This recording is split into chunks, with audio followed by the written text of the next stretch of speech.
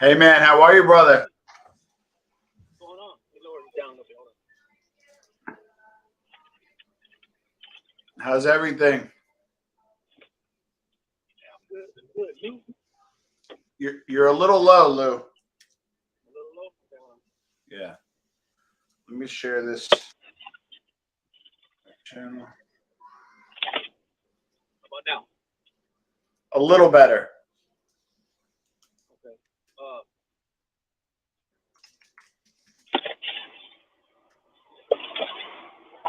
Okay, let me take a check.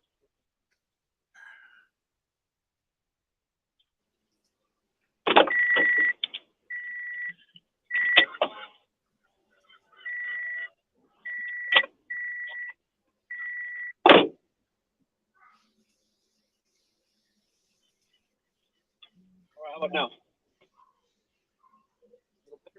Yeah, I can hear you. Just say something to make sure. Tom, can you hear me? Now it's low again. Sorry, I'm sharing Low this. again. Yeah, a little better. A little better. Hey, Marky Mark, how are you, buddy? We got a few people in here. We got Mark Jim Tennessee. Yeah, it's low again, bro. You want to pop in, pop out? I'll hold. I'll hold down the fort. Yeah.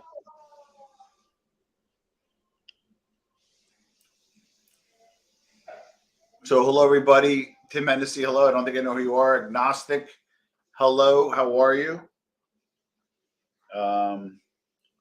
Happy to see you guys. New Age Plug. How are you, sir? I assume it's a sir. Pleasure to meet you as well. I don't think I know some of you, so it's cool to meet some new people coming on the show. I'm a big Lou fan, so you guys probably know his show and his stuff. And he knows his stuff. I actually call him doing well.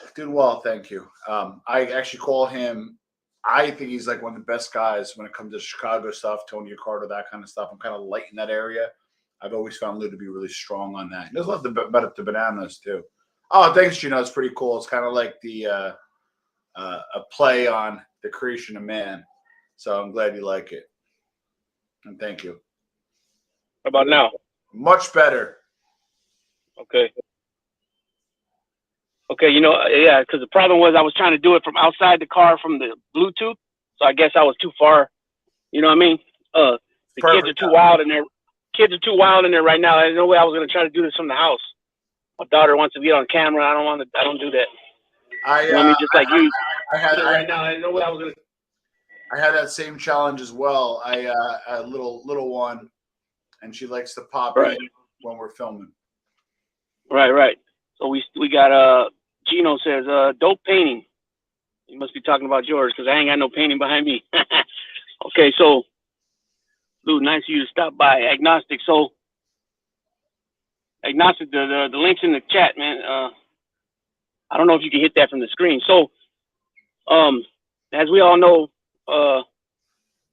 Senior always gets the rap, right? The narrative for him is he's the one that single-handedly brought it down, right?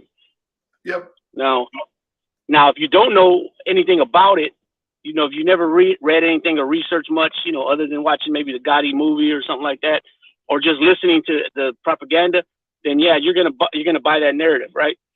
But if you really know what was going on during that time, then you would push back on that and give reasons why, right? Yep. And even before he took over, that thing called the RICO was hitting. That's when it started. It was just around that time. Actually, just the generation before his, leadership wise, and the guys all got 100+ years, right? So, hold on. So yeah, so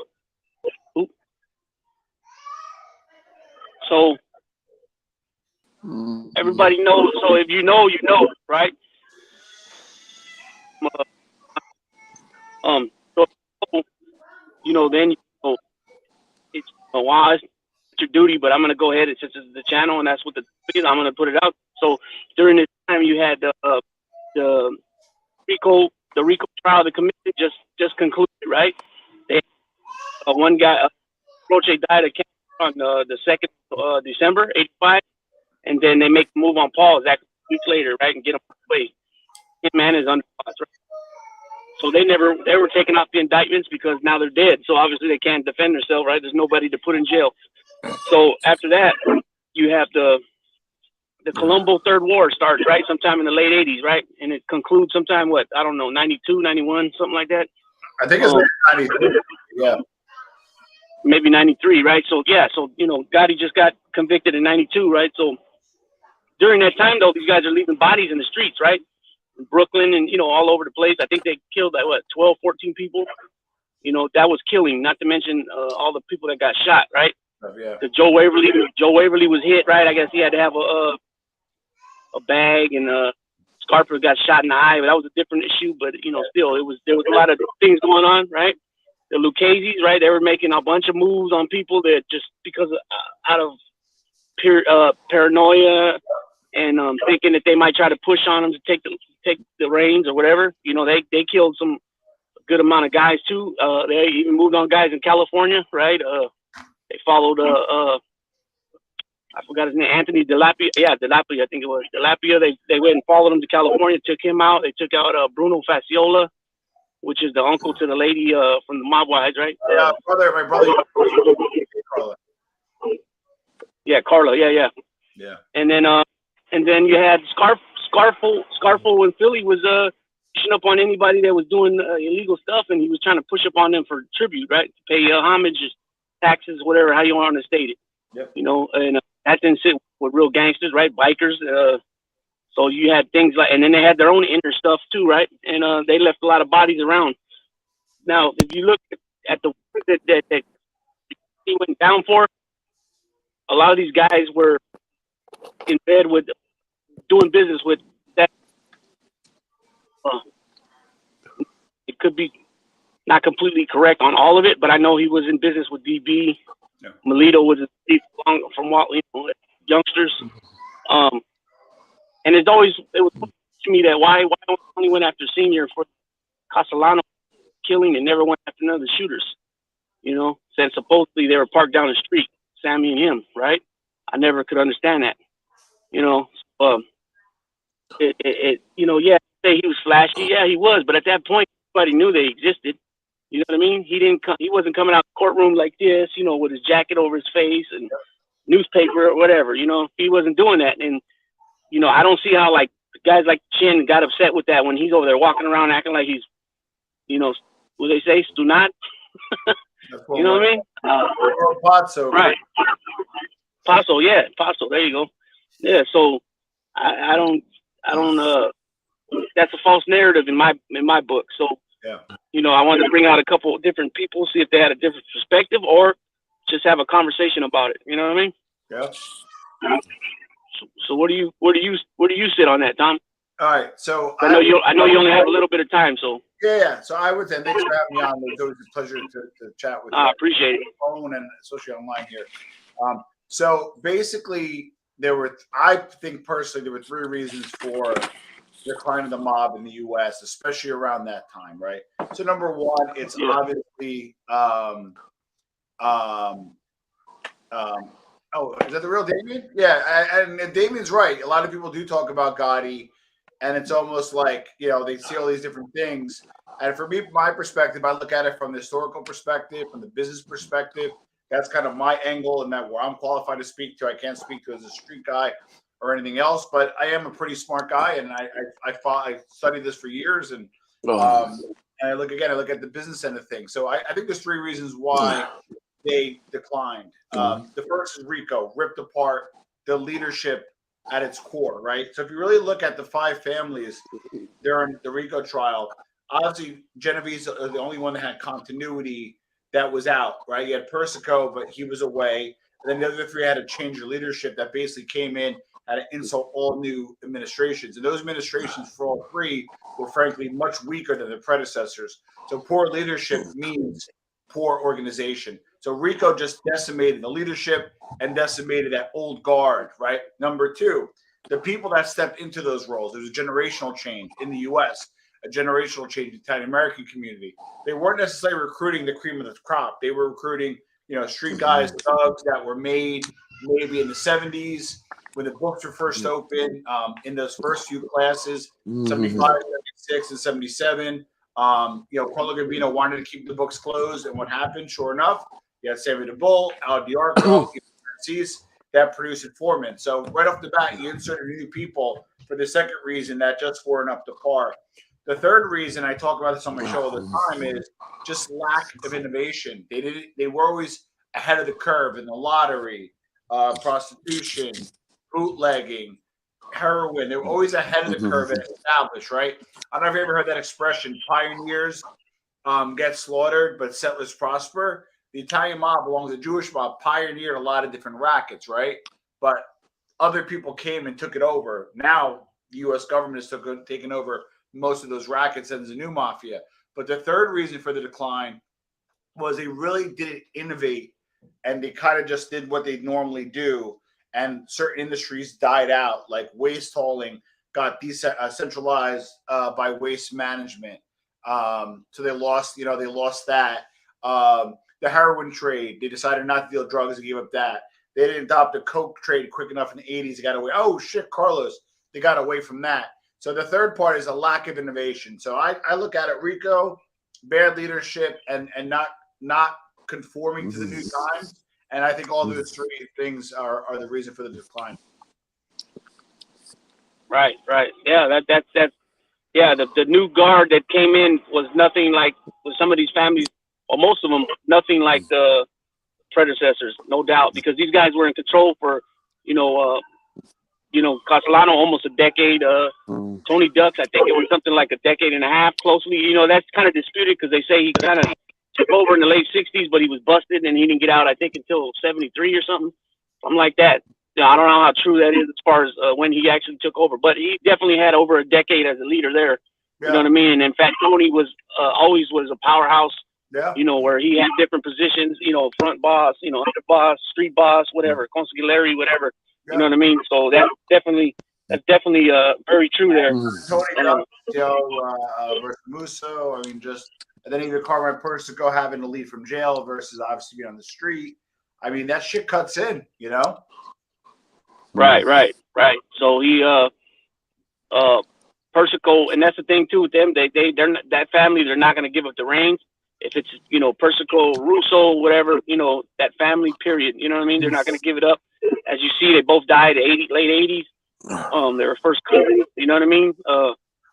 They're Big Lou. I tend to also look at it on the flip side. Why did the Genovese family to this day is still very strong versus the other four families kind of almost died on the vine? And Gambino's make a little bit of a resurgence, but for the most part, the mafia is a shell of its former self. But again, where the Genovese stayed consistent along the years, right? If you really think about it, for the last probably 100 years or 80 years, no, let's say 90 years, sorry, they probably only had about 5 bosses. So you had good continuous leadership, right? And I think that's part of the reason why they're strong to this day, by only having 5 bosses, by being very cautious. Number two, they literally get involved in the big money stuff. Whenever there's any big money projects, carting, construction, drywall, cement, whatever that is, they're involved with it. And a lot of those penalties are big money, but serve very little time relative to other ones like official racketeering or murder or Right. even heroin distribution. So it's like those guys are big guys, and when they tend to get tripped up, they tend to have later sentences, and they also have the least amount of informants. And Ovalachi was the first one with the Genovese, but they only have, as far as I know, 9 informants, and I don't think all of them were made men. So I think that's part of the reason why they lasted so long. So I think conversely, why did the mob decline? I kind of gave those reasons, but why did the Genovese kind of stay strong? And what I just mentioned there as well. So Genovese, you got Lucky, right? The original boss, right, from that family. You got Costello. You got Genovese, right? Then after that, you got Benny Squid, right? I think Lombardo. Then you had front guys between there. You had Fuzzy Terry, right? Yeah, but I don't think he was a true. And they always thought Jerry could have been. Right. That guy. So basically, it's those three Lombardo. Hold on, real quick. And the guy who got killed in Jersey, that I'm hearing stories that Myron Sugarman always talks about him. Scalise? Who is it? Frank Scalise? No. He actually went to Italy to meet with Lucky Luciano, I think over like a heroin deal, and then came back, and they got killed a little bit afterwards. Shit, it's going to bother me. Tommy Ryan Eboli? That's it. Yeah. I don't think he had the official helm, but I think I think it was, like you said, maybe some interstitial, but then after that was Chin. And then after Chin, allegedly Barney. I mean, what is that, 6, 7 bosses? I mean, that's not a lot over 90 years. Right. That's 6 or 7 if you count the couple front heads. Well, and another thing too is, and they operate on a decentralized basis, so it's hard to put a RICO on a group when you're decentralized, right? That's why you can't really use RICO for terrorist groups, because terrorist groups historically work in cells, right? So then, reason why Anthony Arlotta, I'm spending some time with him. I'm going to be helping out with him on a show, and I haven't really asked him this, and I will. I don't think he did a lot of damage to the Brigada as a whole, because he had very limited interaction. I think he dealt a little bit with part of the rooting panel. I think he dealt with some of the capos, but I think it was minimal interaction. And really, what can he do? He can't roll in the whole Brigada if he doesn't know what's going on. And nor I don't know if he would. I don't want to speak for Anthony. I don't want to give too much away, because we'll go on the show and talk about it. But even the informants that they did have, they were limited. The one I scratched my head about, Chin, you couldn't get a sit down with. You couldn't get in front of Chin. You couldn't talk to Chin. I know Pete Savino was bringing in big money, but he was an associate. So I don't know how Savino got so much quickly access to Chin. I know you say dollar sign, and that's just a big rookie, not a rookie mistake, but a big mistake. I know we scratched my head on that one, but for the most part, Genovese are holding it tight. Plus he got I think he was talking to Benny Higgs, right? And he said his name on one of the wiretaps, right? And I guess Benny Higgs got on him. Don't be saying his name, right? So it seems that he had access to the guy. I don't know if maybe it wasn't the way he made it sound. I don't really know about that. But yeah, when it comes to the Genovese, you only really hear about Valachi and then the Vincent the Fish, right? Those are the two main ones that stick out to me. Mike Dierzo. Yeah. Okay. So yeah, they're real secretive. They don't even, within their family, I guess they keep secrets. And, you hear from these other guys that talk about, it's like going through a maze when you go to, go meet up with these guys. You go through a bunch of back doors. I heard that from multiple people. So it wasn't just like one guy said it. He says when you meet with them, it's like an act of Congress. The other thing is, I was told by multiple sources that I interviewed and other sources that, let's just say you're a Genovese guy, you're a Genovese associate, and you're obviously on record with a made guy, and then a sit down comes about with another Brigada and another associate, and you go to meet and sit down. A lot of the times, the Genovese won't even sit for you. They won't even if you're an associate, even if you're on record, even if it's scheduled, a lot of time they won't even sit for you. And in a way, kind of leave you hung out to dry. So if your guy doesn't show up at the sit down, you're losing by default if the other maid guy is there. And even the other maid guy that's there with the two associates probably won't even discuss that much. It's kind of lose by default. And my guy would win because your guy didn't show up. So my point being is they would even like not meet for a lot of sit downs with other Borgatas. And if they do, it's really rare. Right. So what I got this question. So you know how Hey, you know how when go ahead. How you doing, Tom? How are you, sir? And great seeing you. It's great to see you. Gnostic, Lou, my brother. Good to see you, gentlemen. You know how you doing? You know how this is my thing. You know how on that Mafia States of America when Sammy is trying to belittle Mike Francis, right? He's trying to like make him sound like he wasn't up to par like he was, and he was a gangster, he was a racketeer. Yeah. I found it odd when he says, "Well, I was part of the administration." He goes, "The names go around, right? Your name's put on a piece of paper, right? And it's filtered out to the other 4 families, right?" Yeah. And Michael says, "Yeah." So he says, "Well, it's our job to know." Basically, he was saying like it's our job to know if you made your bones or not. Basically, and I'm like, I don't buy that one bit because if you belong to this family, you're not going to tell your business, especially like that, up to that extent to another family. You know what I'm saying? Especially on paper. There's a few different dynamics happening in that, and even up to today, right? So the names to this day are typed out, so they can't track the handwriting. I believe they have the name of the person that's being proposed, and either within the Borgata, I don't know if it's shared with other Borgatas, but it'll be the guy that they're replacing, whether they're incarcerated, flipped, or died, and then the kind of who they're replacing, right? So there's a name of who they're replacing and the person they proposed. And I believe the person that listed that gets proposed does get passed around to all 5 families to make sure there's no beefs or no issues, and somebody can kind of raise your hand and object. So when Mike Francis, 100% back then, was passed around, that did get vetted by the other families. Now, remember, at that time, Sonny was a legend. So, so he probably got some favor there and got in. I hear this more from the Italian mafia in Italy than the U.S., but I'm hearing about it more and more now, which is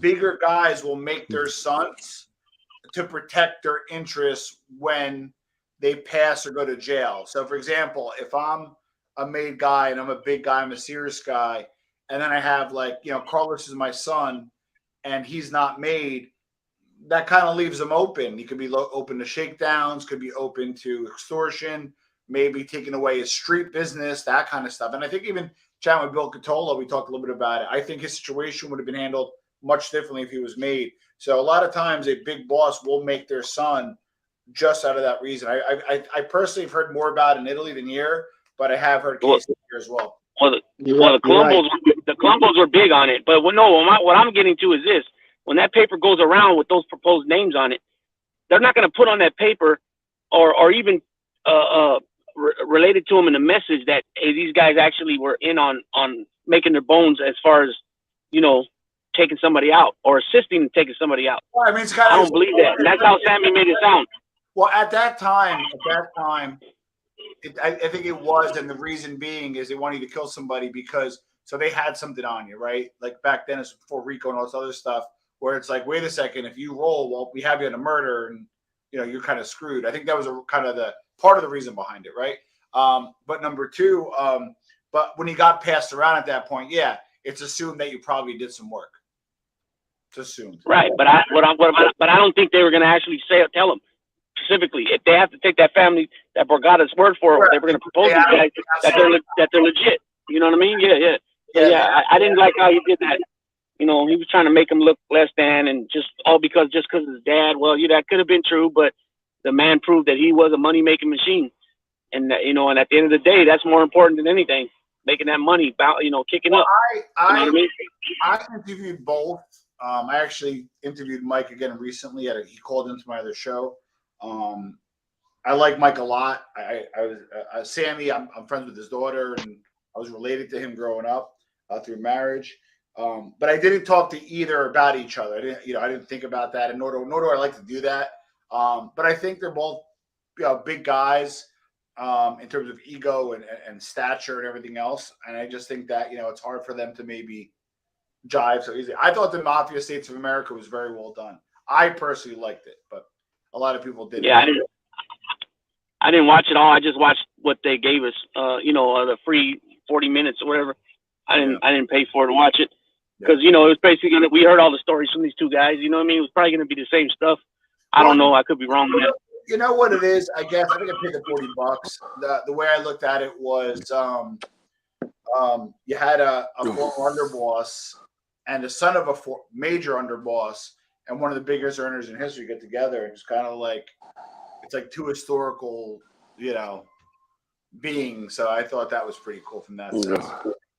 Yeah, absolutely.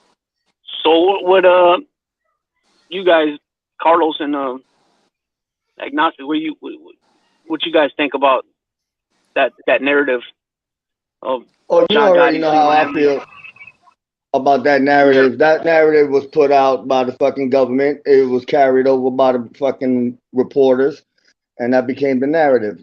For them to put that on that man that he took down the mob because he owned who the fuck he was is bullshit. Yeah, I don't buy it. And it's funny because he's getting trashed today on a couple of channels about that shit. He's constantly getting trashed, and his name's being brought up so much because of his daughter's on this thing. But as far as that man, and I don't glorify these guys. I don't. I glorify a man that'll take his fucking weight. That's what I glorify. I don't care about their actions. I care about their accountability and their decision on what they did in their life. But other than that, you know how I feel about that man. My mentor was close to him, so he loved him and I loved him. That's how it worked.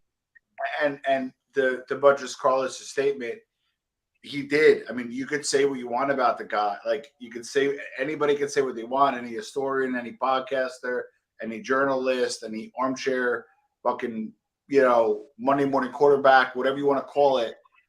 The guy held his mud, man. I mean, the guy was who he was. He held up. He knew he was a target.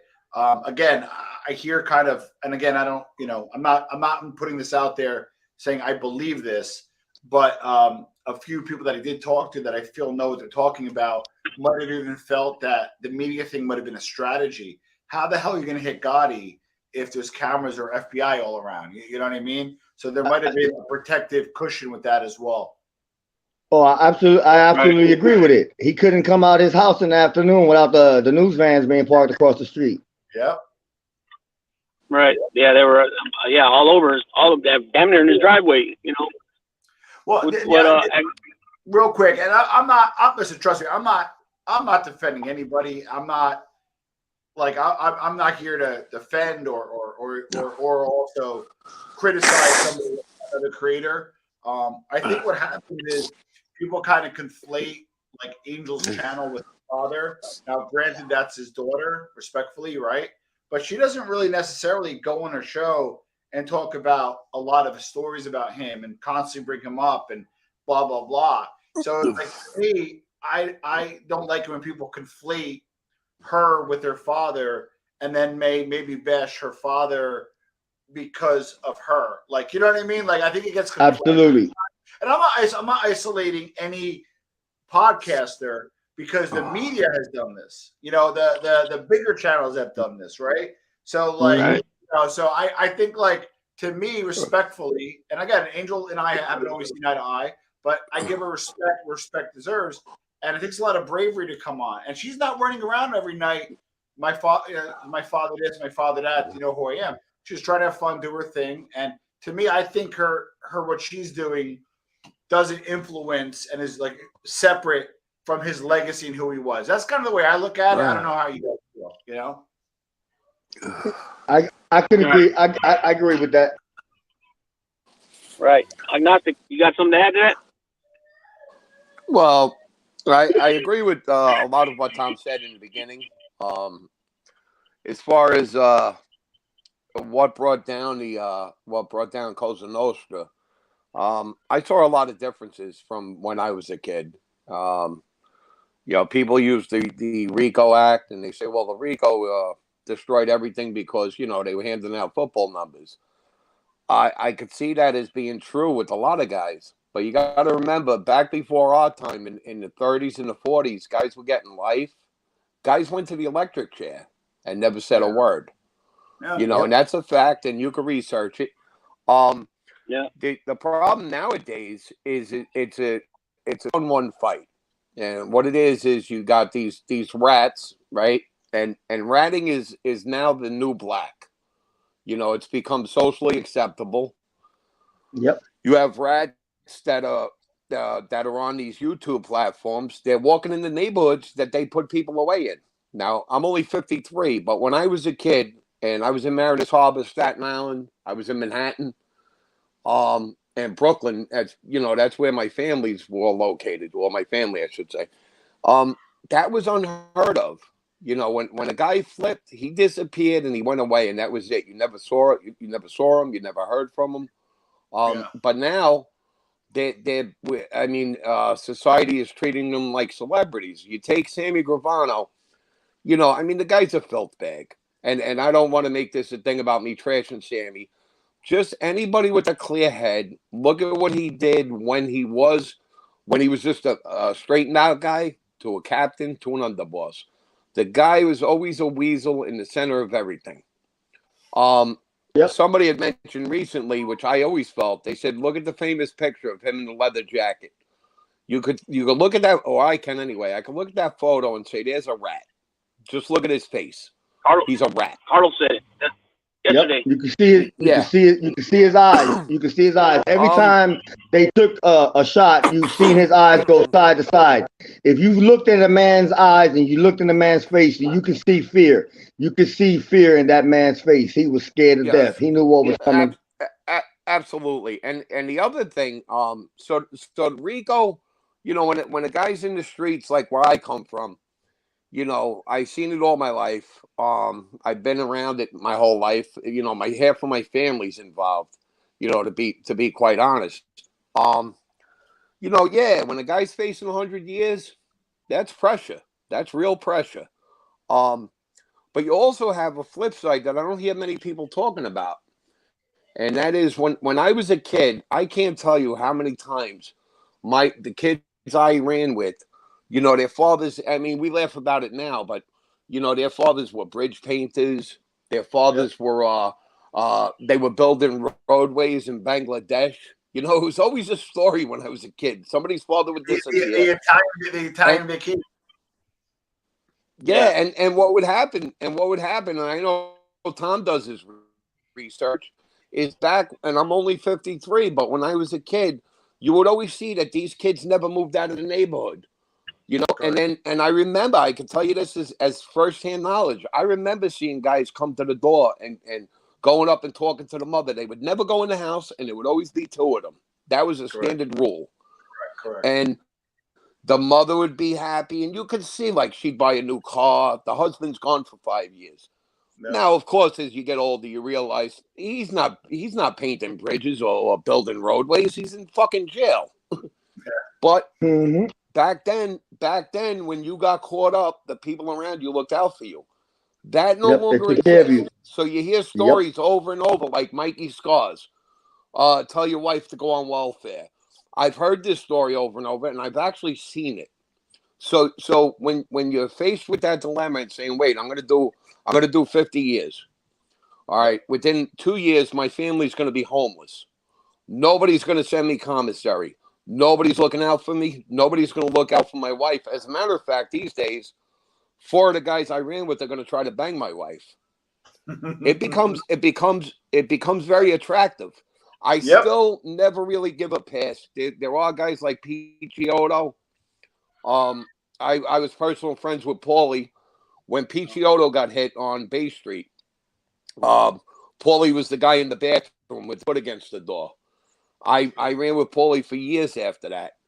And, that's a guy that I say, wow, I don't know. He's dead now, but If I saw him, would I want to call him a rat? I don't know. I don't think so. But then there's guys like John they shot him. Panisi. They shot him. They shot his sister. I mean, that that was yeah. You know. Well, and Ignacio, and I laugh because people. In a second, I'm sorry. When you're done, I want to ask you a question. Yeah, but and I can understand that because gas pipe I hear all the time and it gets me sick. You see it on the bio channel, which gets everything wrong. Picciotto was shot in the streets of Brooklyn while he was looking at his tire. That's totally false. That's not what happened. But besides that, there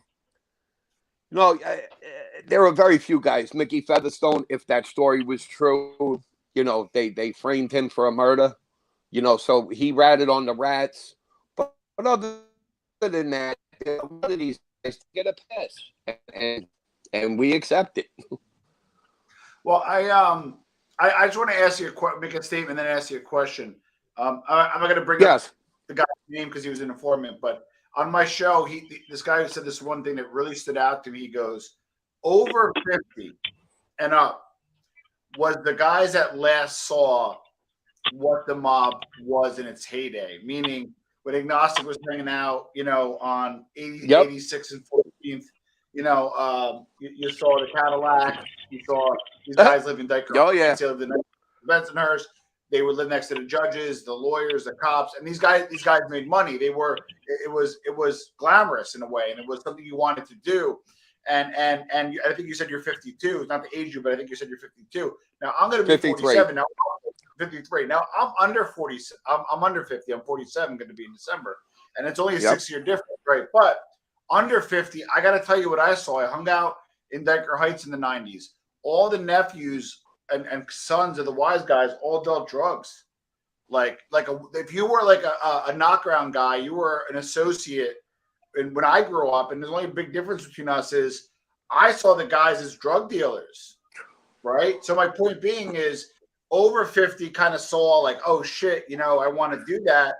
I'm not going to lie to you. People that I knew that were older, especially from the other side in Italy, they had class, who was a painter, who had a construction company, who was a butcher, and it was a little different, right? But growing up, because I'm under 50, the guys that are my contemporaries are kind of scumbags, right? And those are the guys that are filling the ranks right now. You get what I'm saying? Mm-hmm. So, and then another thing is I want to touch on informants, right? And it could be because there's no killing, and also maybe because there's not a much weight you're going to take in terms of years. But what I can say is there hasn't been that many informants, at least public informants. If you look at the last probably public one that was a made guy was Panisi. Bro, it's been 5 years now. You know what I mean? You look at Pasqua, not a made guy. I would argue is that so I think there's actually very few active, public informants out there right now. And I think that's the way they want it. They went underground. They're not as, they're not making as much money as they are. But there's not, there's not a Gambino squad following the Gambinos. There's one squad following all five. You know what I mean? And then when you absolutely.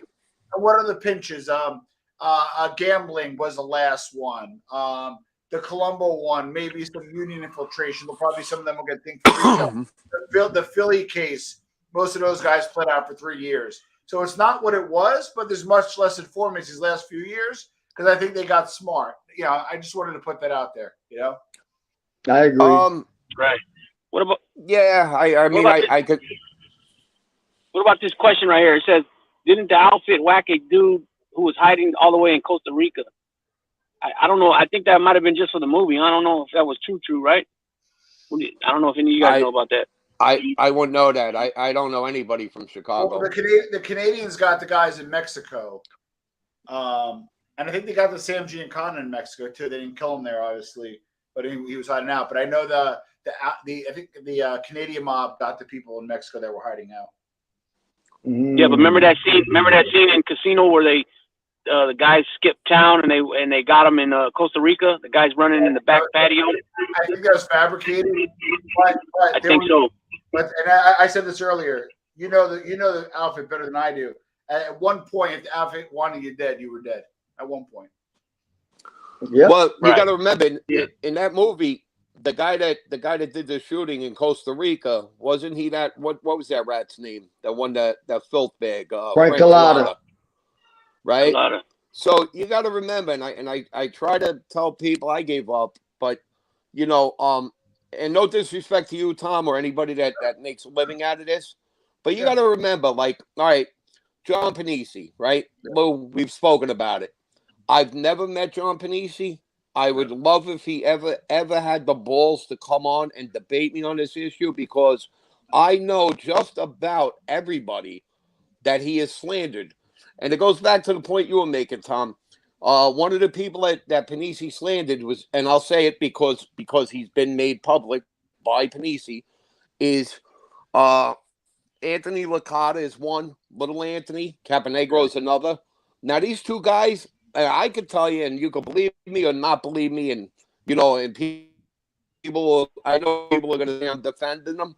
Anthony Licata was a union guy. He was a local 15 guy. He was in the operating engineers, and he went on from that, and he went into the trucking business.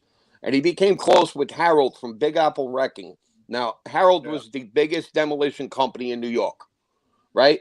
So that's Licata, okay? Yeah. Anthony Caponegro, Little Anthony, they call him Little Anthony. He didn't show a picture. He showed a picture of Licata, but he didn't show one of Little Anthony. We called him Little Anthony because he was about 5'5", but he was built like a fire plug, tough as nails, right? He was another one in the trucking business, no drugs. You know, supposedly from what they say, Anthony Licata was involved in the gambling, and he was involved in the whole Joe V situation when Joe V flipped on Staten Island.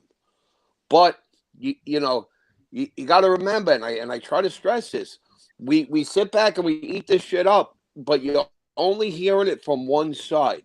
So if you look at a guy like Panisi, I sat with anger for so long because every time I thought he would give up, like he did, I thought he gave up. I thought he ran out of material, and he brings up Gus Faraci. Now, I knew Gus, I knew Mike, I knew Alphonse, I know the whole family. Yeah. I know everybody he grew up with. And I'm like, oh my God, this shit doesn't stop. But what people don't realize. Go ahead. Go ahead. No, I would say this. And you know, I obviously spent time with him professionally. We became friends. You know, and not justifying anything. I'm not sticking up, and I'm not condemning. I'm just calling balls and strikes. Right. One thing I can say is when we were on our show together, they made Buttman. And I don't generally now. I don't at all. I don't like to talk about current guys for 1,000 reasons, right? For obvious reasons, but I just not that they're going to come beat me up at the supermarket. It's just not good form. Like do you need like two agents sitting around be like, fuck, you know what? Oh, you know what? Oh, they brought up Agnostic. What's he up to? Let's check him out. Like I'm not here to hurt anybody in that sense. Yeah. And I can say this and lose my friend, so I'm going to say it publicly.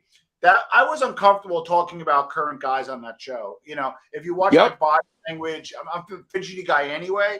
But if you watch my body language, my cadence, how I would act, how I would talk, Tom, really didn't want to do that. You know what I mean? I'm not. And maybe I could have probably shut it down, or I probably could have handled it better. But I can say we disbanded over a year ago. You know, we're not in contact. We're not friends. I'm not going to say anything bad about anybody, let alone him. But Tom, you know, I respect your opinion, Agnostic. I will say one thing. I have not always agreed with you, right? Yeah. I will say this in all honesty. Yeah. Yes, I did see those videos, and I couldn't agree with you more. I could read it in your face. I could see that you weren't really feeling it. I do say things, and I have my own rules. I'll talk about people if they're deceased, and like I mentioned Anthony Licata, and I mentioned Little Anthony Caponegro, right, from Skillman, right? He's not from. I think he said he's from the Bronx. He's not. He's from Metropolitan Avenue. He's from Williamsburg. But anyway, my rule for me, just for me, is I will bring up people like Joey Amato. If you bring somebody up and I know them, and I know them for a fact, and you bring them up, then I will. Because like I said, during the whole Anthony Licata thing, you know, when I think he had made comments about his niece going to the judge and saying, "This is the guy that stayed all night out in the streets looking for my puppy." When I heard that story, and people could discredit anything I say, I could care less. That's the Anthony that I knew for years. Yeah. So when I heard that story, I didn't sit back and go, "Oh, what a crock of shit this is." No, that's Anthony Licata. That's who Anthony Licata is. You know, when Sammy Schmiegel talks about Joe Francolino, right? We knew him as Joe Cigars. I was talking to Lou about it. I didn't even know there was a book about him. But, you know, I was a kid backing trucks in, and he took a liking to me. And he used to be out. He used to have patent leather shoes. His Italian slacks rolled halfway up his calves. And he'd be screaming, "Back it up, back it up." And, you know, Joe Francolino was a great guy. I hung with his two sons, one more than the other. But, you know, so it just sucks for people like me who sit here and we watch these things and we hear people getting slandered. So that's why I do it. Those are my rules. If somebody asks me a story, Tom, if you ask me right now, did I know somebody and he's still out there and nobody heard of him, I'm going to figure out a way to decline. Well, but if you're going to bring up only because you brought him up. Yeah. A good friend of mine. Well, we don't talk as much as we used to. A good friend of mine growing up was very close to Joe Beef. And I heard that he flipped, but I wasn't sure. So I heard that he did. Joe my friend was Joe Beef. I'm saying you said before he flipped. I wasn't. Yes. I heard one before Joe Beef flipped, but I don't talk to my friend that much anymore. He was very close with Joe Beef. So when I heard that and you brought up again, I'm kind of surprised to hear it. To be honest with you. Are you talking about Joe V from Staten Island, the trucking company, Andrews? Well, yeah, one of the Joe Beef, yeah. But he's from. But okay. But I thought he was originally from Brooklyn and Shore Road, if I'm not mistaken. If it's the same guy, because I think there's only originally Joey Valero was his name, and yes, I'm not sure about Shore Road, but I know they came from Brooklyn. But he grew up for the most part. Okay. No.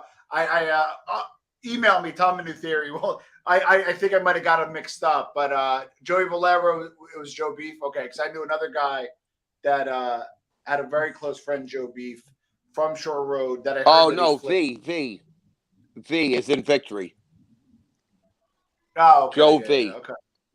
Yeah, I'm sorry. Yeah, no worries, no. Anyway.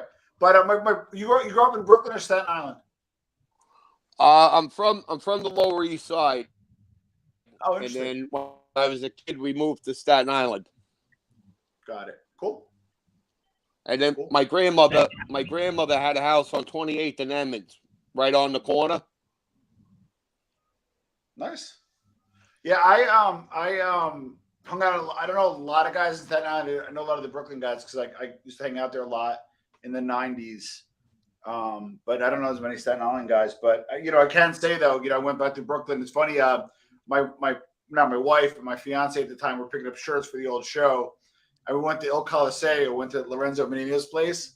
So next door, we went to the Cafe Sorrento, and sure as shit, he walks in.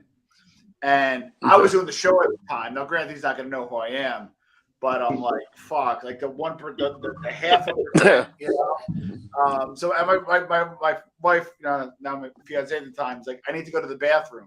I'm like, can we not, can you wait? Yeah. She's like, no, go. And you guys probably, you've been probably to some, cafes, I know Carlos has, sorry, Carlos, that are not always above board, but they have the 6 cameras in there that are light and heat sensitive cafe. And I'm like, you really got to go now. So she goes to the bathroom. I get my espresso and I get it in a plastic cup. Now in Italy, an Italian cafe, they generally give you the glass cup. I'm paranoid thinking that's my, hey, you got to take this to go. Cause I was on the show. Maybe they knew. I text my guy. He goes, no, that's how it's served. So Lorenzo paid $5 for $2 cup of coffee. I thought that was a boss move. A guy was chirping in his ear. You could tell he was listening, but not. And my wife came back and we left after our. And you actually drank it? Yeah, I know what I'm gonna say, right? But yeah, when I swear to God, when I got the plastic cup, I texted my guy. I'm like, "Is that how they serve it?" He goes, "Yeah." I said, I thought that was like, see you later. You know? Hey, Tom, Yeah. without any amaretto in it, did it smell like almonds? No. You know what? The famous cyanide. Agnostic. I don't know if you ever heard this. So you ever see the espresso is served with the lemon peel? You guys all saw that in the past? Yeah. Yep. Okay, you know why that is, right? Back in the day when there's like the two kingdoms of Sicily and everything else, there was wars and they would kill each other and blah, blah, blah. And I'm not Sicilian, but anybody who knows Sicilian, they got kind of a warped sense of like reality where they won't kill somebody before dinner because it's disrespectful, but they'll kill them after, right? And a great way to kill somebody back then was use Valena or poison to kill somebody. So let's just say I'm at Big Lou's house and I don't trust him. I'll ask him for a lemon peel, put it around the rim, and the acidity would turn the poison to purple. And I'm like, I'm good. Oh, wow. No, I never knew that. Oh, wow. You learn something new every day. I never even told that on my show yet. Yeah, Tom, I'm not Sicilian. I'm not Sicilian either. You're lucky. Yeah. We're from just north of Rome and Calabria. Oh wow. I interviewed because that's the one that was my one rule when I talked to John. I said I will not talk about any Sicilian LCN that are active, and I will not talk about any active clans for the Calabrians or Camorra. No. Good move. History. But the Calabrians now have taken over. They make $70 billion a year, and they're like infiltrated society. And I think they're probably even bigger than the Sinaloa cartel, in my opinion. Absolutely. You know, and you know, and I respect you, Tom, because I'm the same way. I won't talk about anybody active. Look at me. We've talked. You know who I was with.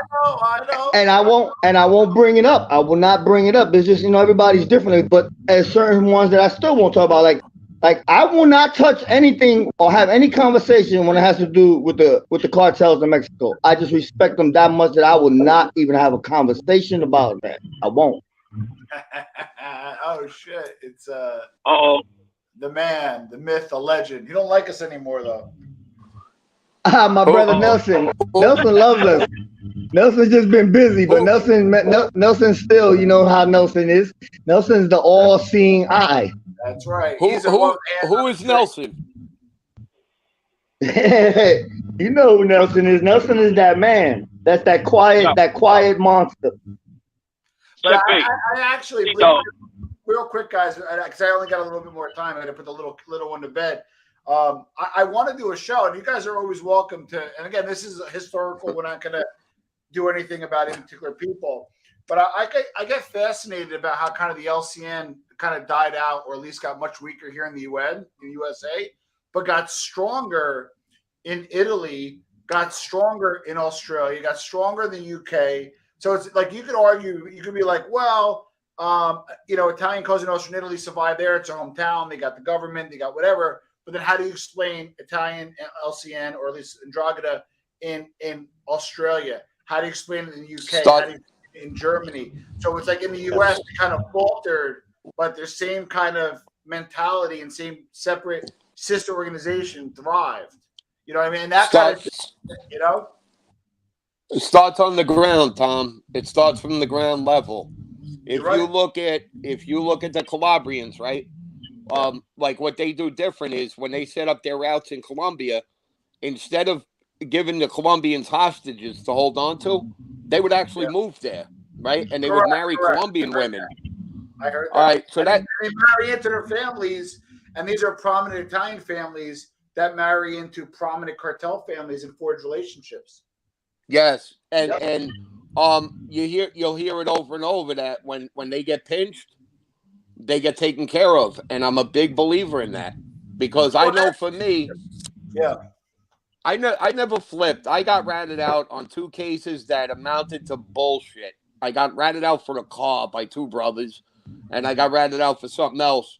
But I'm definitely not one of these guys that can tell you I did 30 years because of a rat. But it definitely they take the incentive away, because if you look at anybody, I know you don't talk about certain groups, and that's cool. But let's just say you take a group in Italy, all right? Yeah. If you flip, do you think you're going to walk around that town a year later? Hell no. All right, so that's number one. So number two, if you go and take 20 years on the chin, you know that your family is taken care of. Yeah, and I believe that is a huge.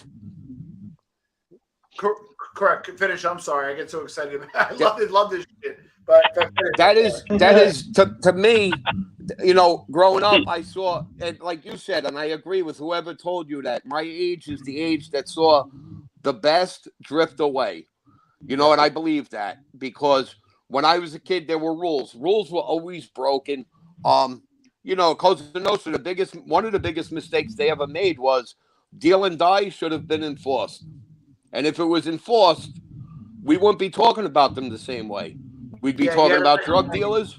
You had to pick a lane, correct. Yep. But yeah, so I'm a believer that it's easier to go do your time when you know that your family's looked out for. Well, that's what, listen, I don't care what anybody says, right? When they prick your finger, they give you the gun, the knife, burn the saint, your family come first. Let's just fucking be real for a second, right? Absolutely. So if I'm looking at 25 years, okay, and I know my wife's gonna be sent, and I think in Sicily, the Cosa Nostra, they send like 3,000 to 5,000 a month if you go away. So if I know, everything's gonna be covered, that's the best route for me, because I'm gonna be willing to give up time to help absolutely my family. Right now, if I flip and I get to take them and go to friggin' another nice place and get away from all the bullshit, I'm going to do that. But then what am I going to do for work? What am I going to do for food? I'm going to have to reinvent myself. In Italy, my life's in danger. People in the witness protection program do get killed there. So it's like, I'm going to do what's best for me. So when you protect that like sanctity, right? It stays whole. And this is where I have a gripe. I care about like the organizational part, the business part, whether we like it or not. I know they don't kick up as much, and some of the bosses don't even need it. But at the end of the day, a boss at this point should be making between $1 to $5 million a year. You know what? Park $500,000. Park $1 million away every year for two things. Number one, there should be house counsel. Carlos gets jammed up, you send him our lawyer. Not just because we're good guys, because if I know he flips, we'll find out right away. Right? Our lawyer, so you don't pay for your lawyer. We got your lawyer, number one, right? And number two, checks go out to your family. They do two of those things, give up a little bit of margin, a little bit of money. They would protect the Brigada, but they're selfish fucks. Some of these bosses. I can tell you, naturally, look at where I grew up. So, of course, I know tons of guys that were straightened out, right? That's a fact. I was in Brooklyn House. I was a kid, and I know you've heard his name thrown around YouTube. Louis Diamond, the attorney. I might have heard the name. Yeah, doesn't ring a bell. Well, great attorney. He was up there with La Rosa and the rest of them. I mean, top notch. But anyway, I get pulled out of I get called from the bridge in Brooklyn House. They yelled down the cell block. I was in my cell, and they called my name. I come to the gate, and they says, "You got a counsel visit." So I said, "No, you got the wrong guy." They said, "No, come on, you got a counsel visit." I said, "Well, that's interesting. I don't have an attorney yet, so I don't know what you're talking about, but I'll go." And I went down, and I had seen Lou Diamond in court a few times. And I go down, and Lou's sitting there with a big smile, and I sat down. I start laughing. I says, "You're Lou Diamond?" And he says, "Yeah, I'm here to represent you." And I said, "There's some kind of mix-up. You're not representing me. I don't know what's going on, but I never hired you." And he explained to me that he was hired to represent me, and then he said my full name, and I was like, "Oh, okay." So, but I kid you not, I really thought that there was a big mistake, like what's going on here. But again, I had no no desire to be a rat, but it definitely fortified my feelings. Like what I'm saying is, you just want somebody to look out for you, right? And absolutely. But remember, there's a bigger picture, right? You're an associate on record. You know what? That guy can take us down. It's also good business. That guy can take us down. Cover him. Pay $75,000 for the attorney. If he gets jammed up, maybe the associate's a little different. Maybe, hey, you know what? Cut his family $100K. Get it over to them. He's doing 20. He didn't roll. We got his attorney. Give him that family that, and then you know what? He hears about that as, oh, they stood up for me. So I'll stand up. You know, because I think street guys. I'm not a street guy in any way. You guys know that, but I think street guys inherently don't want to rat, right? So if you take away the reasons to do it, and then you still do it, then you're kind of a scumbag. You know what I mean? Absolutely. It's true. That's that out of sight, out of mind, and that right there. That's a topic that not a lot of touch on it, and it's absolutely correct. You got to be able to take care of your guys, man. Listen, I got two buddies. One's got life, and the other's got 60, basically life. And I try to send them at least $20 every month. I don't forget them. And it's a simple hello, and it's an acknowledgement. It's letting them know that you're not dead to a few people. But yeah. Yep. Hey, listen, I gotta jump. My wife's gonna pull the plug. Agnostic, reach out. Tom and New Theory. I'd love to chat with you, man. And I don't know if you watch a new show. I kind of do different stuff, and would love to hear. No, I haven't. But thanks for the invite, and I will take you up on it. Awesome, guys. Yeah, Carlos, I can hook you guys up. Please, Carlos and Lou. Thank you so much, guys. Gotta throw that in. I'll see you guys soon, guys. Hey, until your house shakes. Later, Tom. Hey, Tom, you keep up the good work, and you already know that we're gonna hold you down no matter what. Get this no-fly guy out of here. He keeps putting up comments. Oh, you gotta watch your mouth. You're talking about the boss. There he goes. You're talking to the boss. That's about Panisi house shaking. Yeah. No, but I appreciate Tom coming on. He was only going to come on for like 15, 20 minutes. He ended up being on an hour, so that's cool. We got him stuck. Yeah. Well, that's why he goes, I get excited about this stuff, man. Yeah, he does. He actually enjoys it. You know, I like Tom gets a bad rap, and I can give a fuck who likes him or who doesn't. I rock with Tom, so that's where I'm at. Yeah. No doubt. Well, yeah. Normally I wouldn't be for the guy, but I understand like what he's doing, where he's coming from. This is what he's doing for a living, or part of his living, and that's what's going to generate views. You know what I mean? Who's going to want to? If you tell anybody that has a channel or show, do they want to interview me or Sammy Gravano? What do you think they're going to say? Oh yeah, it's absolutely. See, I understand him. Like me, that's the thing. We've talked with Tom, and I've talked with Tom off on the phone, and we've conversated. And I've told him, and Tom knows my stances. That's how me and Tom got cool. Because Tom remembers every time I'd be inside the show on his show when he had it going on with Panisi, and I'd be giving Panisi the shit. I used to give Tom the shit too. But at the end of the day, I realized what he was doing, and then he's been doing great work. And I might not like government cooperating witnesses, but I'm not gonna knock that, man. I told him that. So I'm not gonna look at you any different because you're doing your show and your business. I will not look at you any different. Carlos and Lou, listen, I'm always on your show answering questions, but now I want to ask one. What do you think of Greg Scarpa Jr.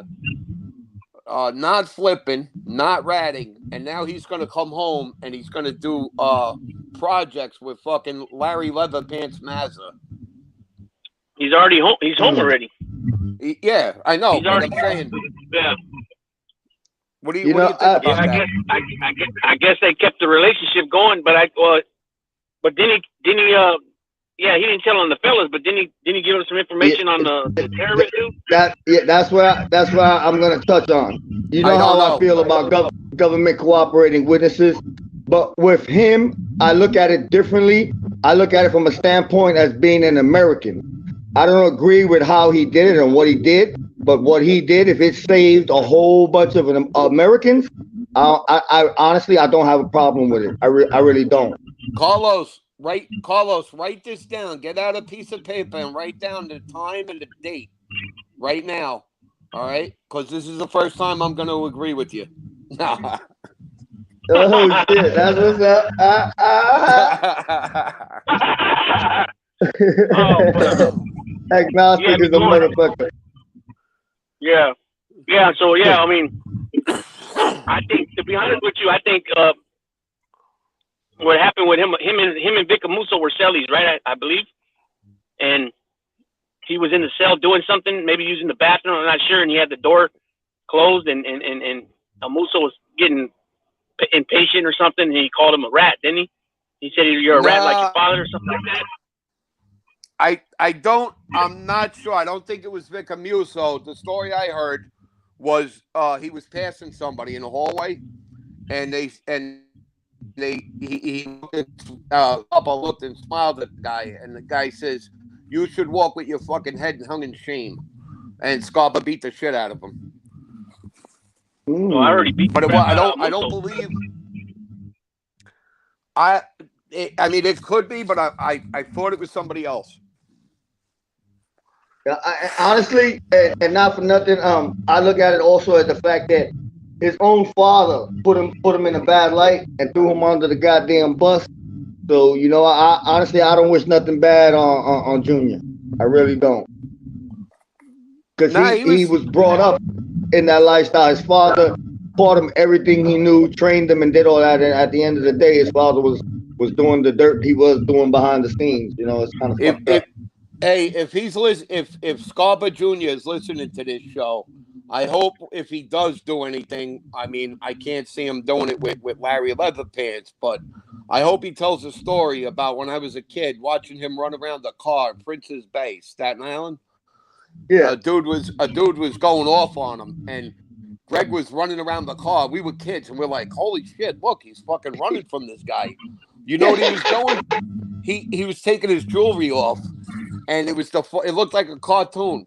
They came back, they ran out in the street, and by the time they got back to the sidewalk, Greg stopped dead and beat the shit out of this guy. I heard he was a brawler.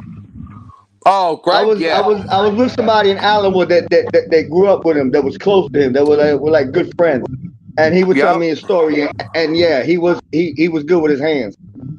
Oh, that whole crew, it was Greg, it was Gus Faraci, Herc, I won't say his real name, Joe G, Joe V, but not Joey Valero, another Joe.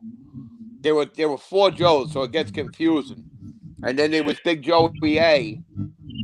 Big Joey A, I just saw him about 2 years ago. He was a great dude, but all of them, that whole crew, I don't think that Kevin was another one. I don't think there was one guy in that crew that wasn't a tough guy. Right. Yeah. They would brawl. They would brawl. But you know what? Back to that story that I heard about. Amuso did tell him that and talk to him that way. He had, in my book, you got that coming. You can't talk to somebody like that, putting their name and rat in the same word, in the same sentence. Excuse me. You know what I mean? Nah. So I don't think that. I mean, his father was a scumbag. We all know that. Right. Yeah, he was a scumbag. He was different, dude. Because you know what? At the end of the day, he was a rat. He was one of the biggest rats. But the way Scarpa did his thing, you gotta give him some kind of goddamn credit. Nah, he was. Nah, I can't.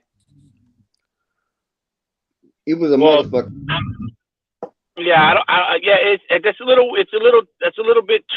trippy subject, because this dude was ferocious, man. I mean, there's one guy calls him a rat. He comes by to give him some money, and he says, "Now, what's this I hear about you calling me a rat?" And the guy tries to clean it up, and then he just puts him right in his head, right there at the social club, Wimpy Boys, right?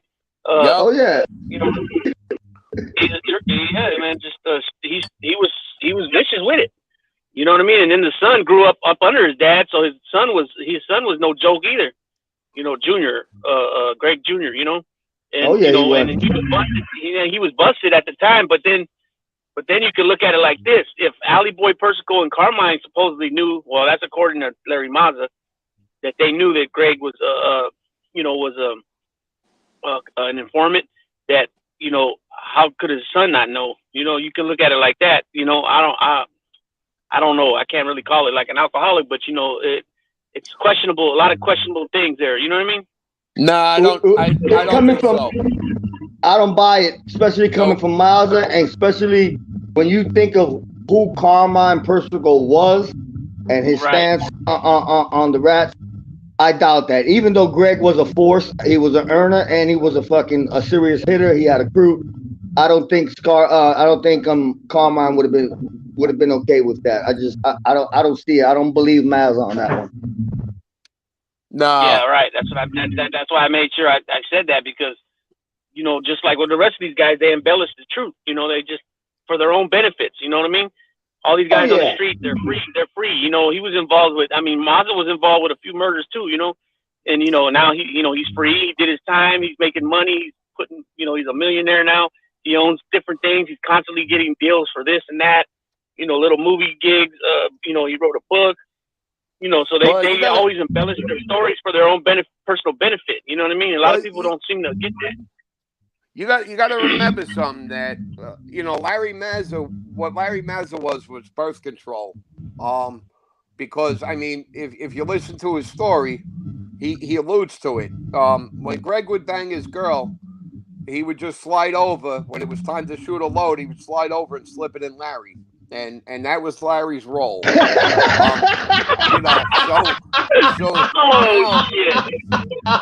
So now he's some kind of super wise guy. I can't tell you. I knew Greg Jr., but we knew who Greg Sr. was. You know what I mean? He was one of the guys. There's Greg. Stay away from him. He was known when I was a kid to be dangerous. But I never heard of Larry Mazza. I just never heard of him. Same as this. What's the new one? Bildo Catullo, right? Old Bildo, he was a fucking jerk off when we were kids. And this bullshit that he's pushing, he was his father's right hand. His father didn't even like him. And when you saw Wild Bill on, like, let's say Bay Street, Staten Island, I could tell you all the joints he hung out in. I could tell you who he hung out with. We can go on for days. But Bill, when you talk to Bill was like a neighborhood guy, right? You could walk right up to Wild Bill and talk to him. I was nobody. I was a street kid. But yet, I used to make jokes like going into the bagel store. It was me and Mikey Blue Eyes. Just a crazy little thing. And Bill was going in first, and he held the door for us. And I looked at Mikey, and I looked at Bill, Wild Bill, and I smiled. I said, "Look, I'm moving up in the world, And Bill starts laughing. That's the type of guy he was. His son, total jerk off, total liar. He told Jackie DeRoss, "I'm gonna come back and kill 3 of you." Oh, come on, stop it, stop it. What? He didn't feel tough that day. He wasn't wearing his pink shirt. Come on. Yeah. That's one thing about him. I get no gangster vibe, not in the least, not an inch, not a quarter, not anything of it. Now he could be a nice guy, I see a lot of guys get along with him and everything, but yeah, I'm not buying any of that stuff. And I just read a book from another rat, that was from the Gambinos, and he was close with him, and he talked about him in the book, and it's just like, it is what it is. You living off your daddy, because you ain't do nothing. But there were both sides, Gerard Gravano. People see him rarely, but people see him on TV after he got out of jail, and he seems like this real humble kid. When we were kids, Gerard was a fucking loudmouth jerk off, right? Bildo was a jerk off. But then you had other guys. I said it before, the guy that Sammy flipped on, Francolino. His son, his second son, his not his oldest son, but the next one down, I hung out with him for years. You would never know it. You would never know it. What a great kid. Joey Bellatti's son. Not only was that kid a great guy, just a total gentleman. Again, you would never know it. But then again, Joey Bellatti's kid was weird because he had like red hair, so you would never imagine. But nonetheless, great people. Bildo. If he came out anything like his father, he was awesome because his father Joe was fucking, he rocked. I never knew the father.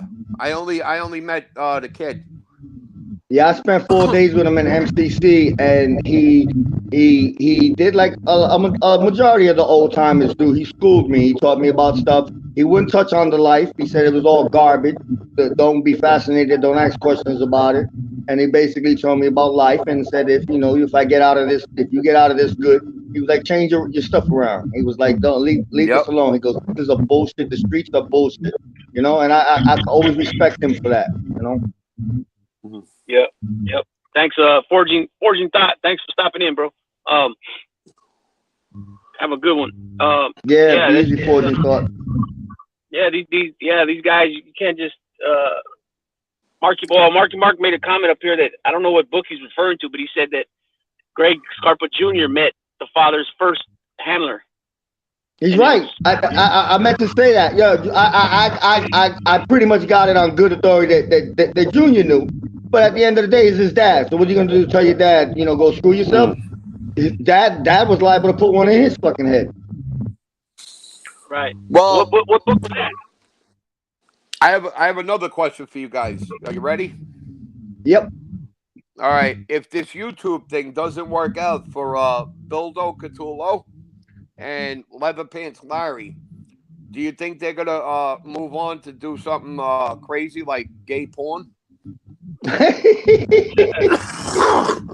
You're fucking sick. But it'll work out for them because all of these government cooperating witnesses that come to YouTube wind up progressing. Some more than others, but they do. All right, and question number 2. Halloween just passed. Was it true that Bildo Catullo was running around as Fire Marshal Bill?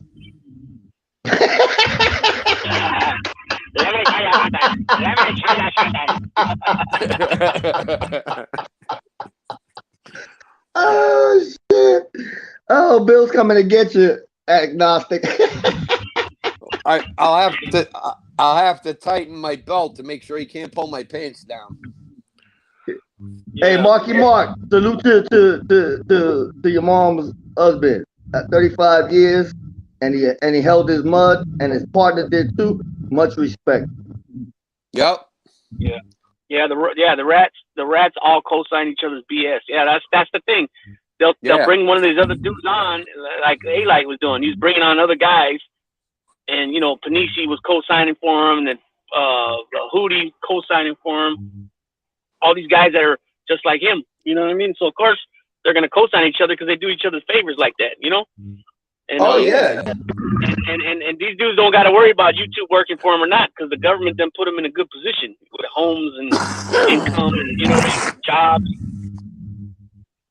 You know what I mean? It's one of the reasons why they feel emboldened to walk around certain areas and be out there in the street. Because at the end of the day, people ain't gonna put them to sleep. You get more time for hitting an informant than you would if you hit an agent, and that's reality.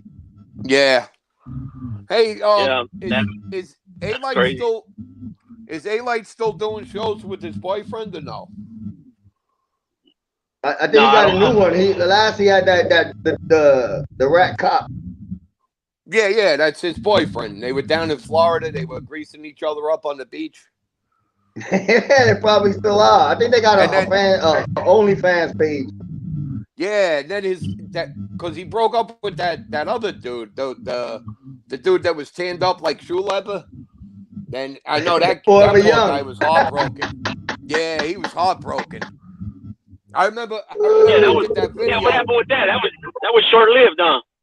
Yeah, but remember they did that video down in Florida, I think it was. They were on a pier somewhere, like right on the ocean. And you could tell they were staring. They were staring. Oh yeah, they were looking in each other's eyes. Yeah, it was a love story. You could have seen it. Oh yeah. I didn't catch that. The game is played out, bro. Every man for themselves. Honor, loyalty is dead. Is the street. All we got is the memory of the loyalty days. It's not so much as dead in the street, because you got to remember it's carried over by the individuals. But you're right, it is, because there's no more respect. There's no more training. See, like in the mob, before these guys got their button, they were being apprentices for 8, 10, 12 years sometimes. And that's not the case now. They make a certain amount of money. They already put them under the wing. There's no training. They don't break it down. And it's like that in the street. That's why you got all these young kids doing the stupid shit they are. There's nobody to show them. So, yeah, the respect is lost across the board. There is no more respect. It's a lost art form. Yep. We got Richard Dowling in the house from across the pond, Ireland. Thanks for stopping in, Richard. Shout out, Richard. Yeah, it's a trip, man. It's a trip, and it's not where it's at. Tom did have some good points about because of the crimes they commit, they don't get much time. Certain families, what's been happening lately, and no informants because the not so many informants because the threat's not there no more. If you flip, you know what I mean? It's just everything is so watered down on, and that's not just them. It's a lot of organizations. Is watered down now. You know what I mean?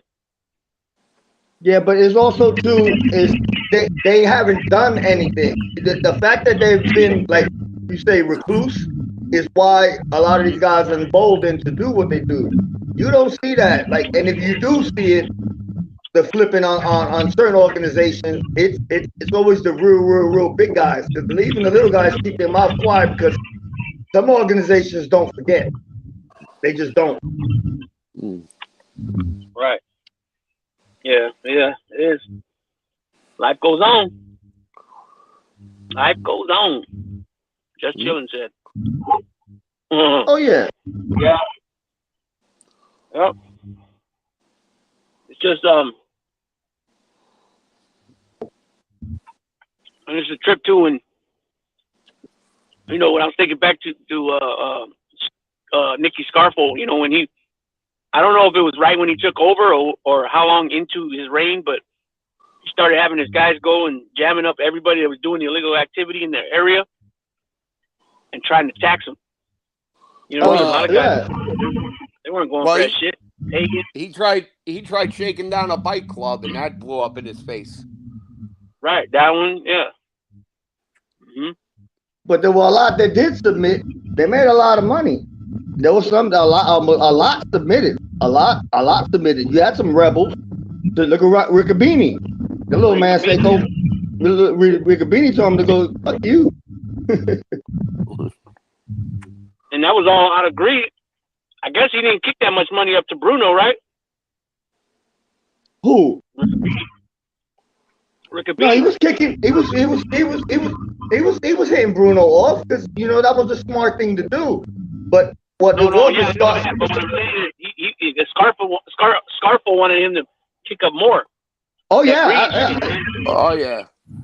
You get that though. It wasn't just Scarpa. You had that in other families. They did it with the Lucchese. When Gas and Gas Pipe and Castro took over, they did the same thing. They wanted more. Yeah, New Jersey was only given like $50,000 a year or something like that, which that's a low number, you know what I mean, for a whole crew. But still, they wanted like what 30% or something like that. I'm not sure exactly the percentage. Well, again, I wasn't hanging out with fucking Gas Pipe. I never did. But I heard when I was a kid, I heard on the streets that they were trying to get their own guys, everybody that was straightened out. They were trying to tax them, which is a big no-no. They were trying to tax them on their legal businesses, and that caused a tremendous rift. Yep, because that's a no-no. Yeah, absolutely. Right. Yeah, anything legit is supposed to be off limits, right? Absolutely. Yeah, and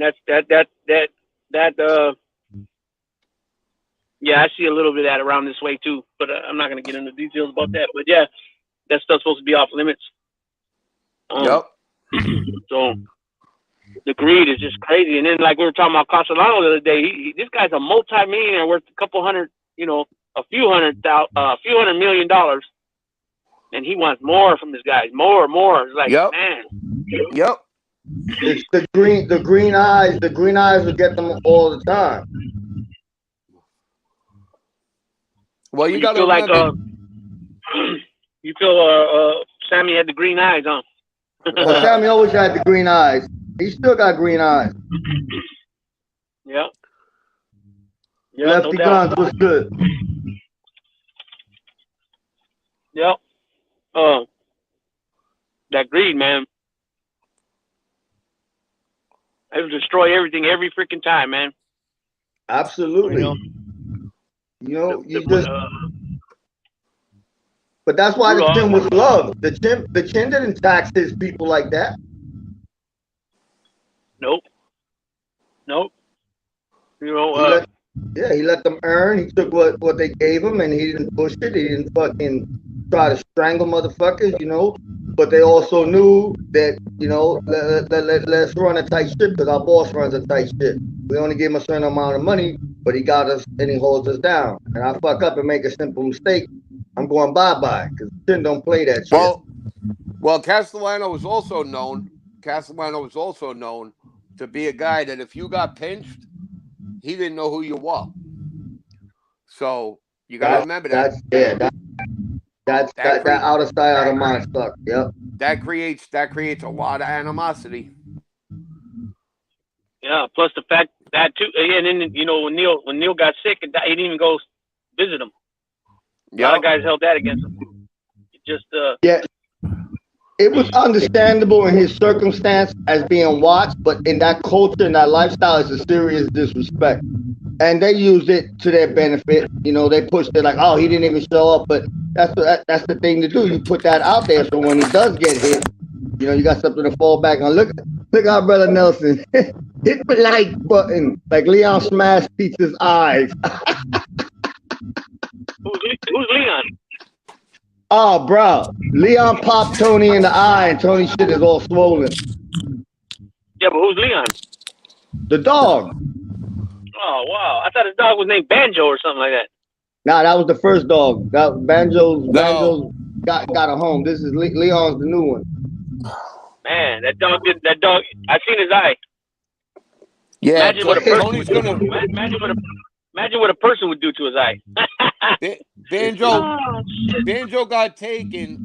This one's gonna get barbecued. Yeah, I didn't know he had a different dog. Yeah, we hung out before we did the live last night. I was on Stand Up Guys show with him, and Tony jumped on, and like I said, I've always stated how I felt about Tony. And we've had our back and forth, but I was like, you know what, I'm not gonna disrespect Stand Up Guys, and we had it was actually a good show. Tony tried to keep a reserve as much as he can on his mouth, and it was all credit. I thought it was a good show. I know people lost their rabbit ass mind behind it, but at the end of the day, I don't give a fuck. Yeah, I don't know. I don't really like his get down, but that ain't for here. I don't, it don't make me no never mind really. You know what I mean? I'm not doing it no more. Yeah, I'm not doing it no more. I just know if I see him in person, it's a different story. Yeah, I addressed the situation with the Spick stuff and everything with him. And what's funny is that he remembered that conversation, and somebody hit me up today, and they were telling me this morning he did a live, and he was talking about it. He was like, "Yeah, I don't like, I'm trying not to use that word, such and such, such and such." He goes, "The N word, I use it all the time." He goes, "That one I don't know about." He goes, "But I'll try to reserve that one." And supposedly, Pizza spoke up for me. He says people can say what the fuck they want about Carlos. He goes, "Carlos ain't no fucking rat. Carlos could go back to his goddamn neighborhood, this and that." Carlos, let me tell you something. If Pizza's in your corner, you got it made. You got to remember that guy was made in 2 different families. And not to mention, he used to bounce on Sonny's knee while he's feeding him bacon. Yes. And he's a tough guy. You can't kill him. The Iceman tried to kill him with cyanide. It didn't work. Oh man, you kidding me? This guy knows how to go under the water and hang off a fucking ferry while he's going down a river in fucking Florida. He's fucking like he's like suburban commando. You know what I mean? You could laugh all you want, but he was the inspiration for that movie, Jason Bourne. Yeah. That's what I mean. Tony's something else, boy. That's one thing. Tony is Tony. You know, it's like I said, he's done some stuff, and he could be a funny motherfucker. You take away all the shit that comes out of his mouth sometimes, but at the end of the day, you gotta respect his grift, and it is what it is. His grift is on fleek. Yeah, and when he made the prison escape and he was holding on to the thing on the bottom of the boat, that one confused me because I've seen quite a few boats in my life. I never seen anything under a boat you could really grab onto except the fucking propeller or the rudder. Yeah. And in the words of a bean-eating mofo fresh off the banana boat, I don't give a fuck. Hey, he was like Tim Egan said, he was a Gambino street enforcer / Columbo, and he's also a Netflix star. They become fabulous. Tony's something else. And he's a master cheesemaker. I can tell you something. He was an enforcer. Do you remember when you used to have to put the quarter in the shopping carts? To get it loose? I think it was the 4 out of the 5 families got together and they had a big conference. This is true. And they had a big conference. And at the end of that sit down, the resolution was they put Tony in charge of the shopping carts at Pathmark. What are you laughing? It's a true story. Tony's gonna put you on that list. He's gonna put you on his list. As he says, he's the only celebrity in the genre. Man, it's all news to me. Hey, Tony, he said it. He's YouTube bold. He's YouTube bold. I remember when that dude. What about Mikey was around, and he made a video and he said, "What are you gonna do with those little skinny noodle arms you got? What the hell are you gonna do?" Oh shit, man. Hey, Lou, there's some that are triggered that could trigger Tony, like seriously, and Mikey was one. Oh, forget it, he triggered him. What about? I thought it was the A. What? A and P. The A&P. Thought it was A&P. Yeah. You know what? Shout out to Tony Pizza. Fuck it. Yeah, shout out to him. All right, right up his ass. Right up his ass. Yeah. Yo, I laugh. He's a fucking homeless guy. He's living better than I am. Yeah, but that's why I said you gotta respect his grip. Listen, look what he did to the John, and I always bring that shit up, and because it still trips me out. The man implemented a $50 get out of jail fucking thing, and it was raking in. It's just, you gotta respect the grift. People, I don't say nothing. I won't say nothing against that because, you know what I mean. People were actually paying, bro. Yeah. I watched that man make like $250 to $300 one day with people fucking sending him money just to get out of pizza jail. No bullshit. People that he had blocked, right? Oh my God. Yeah. Yes. Yeah. I never say nothing about people trying making their money. Make your money, man. You know what I'm saying?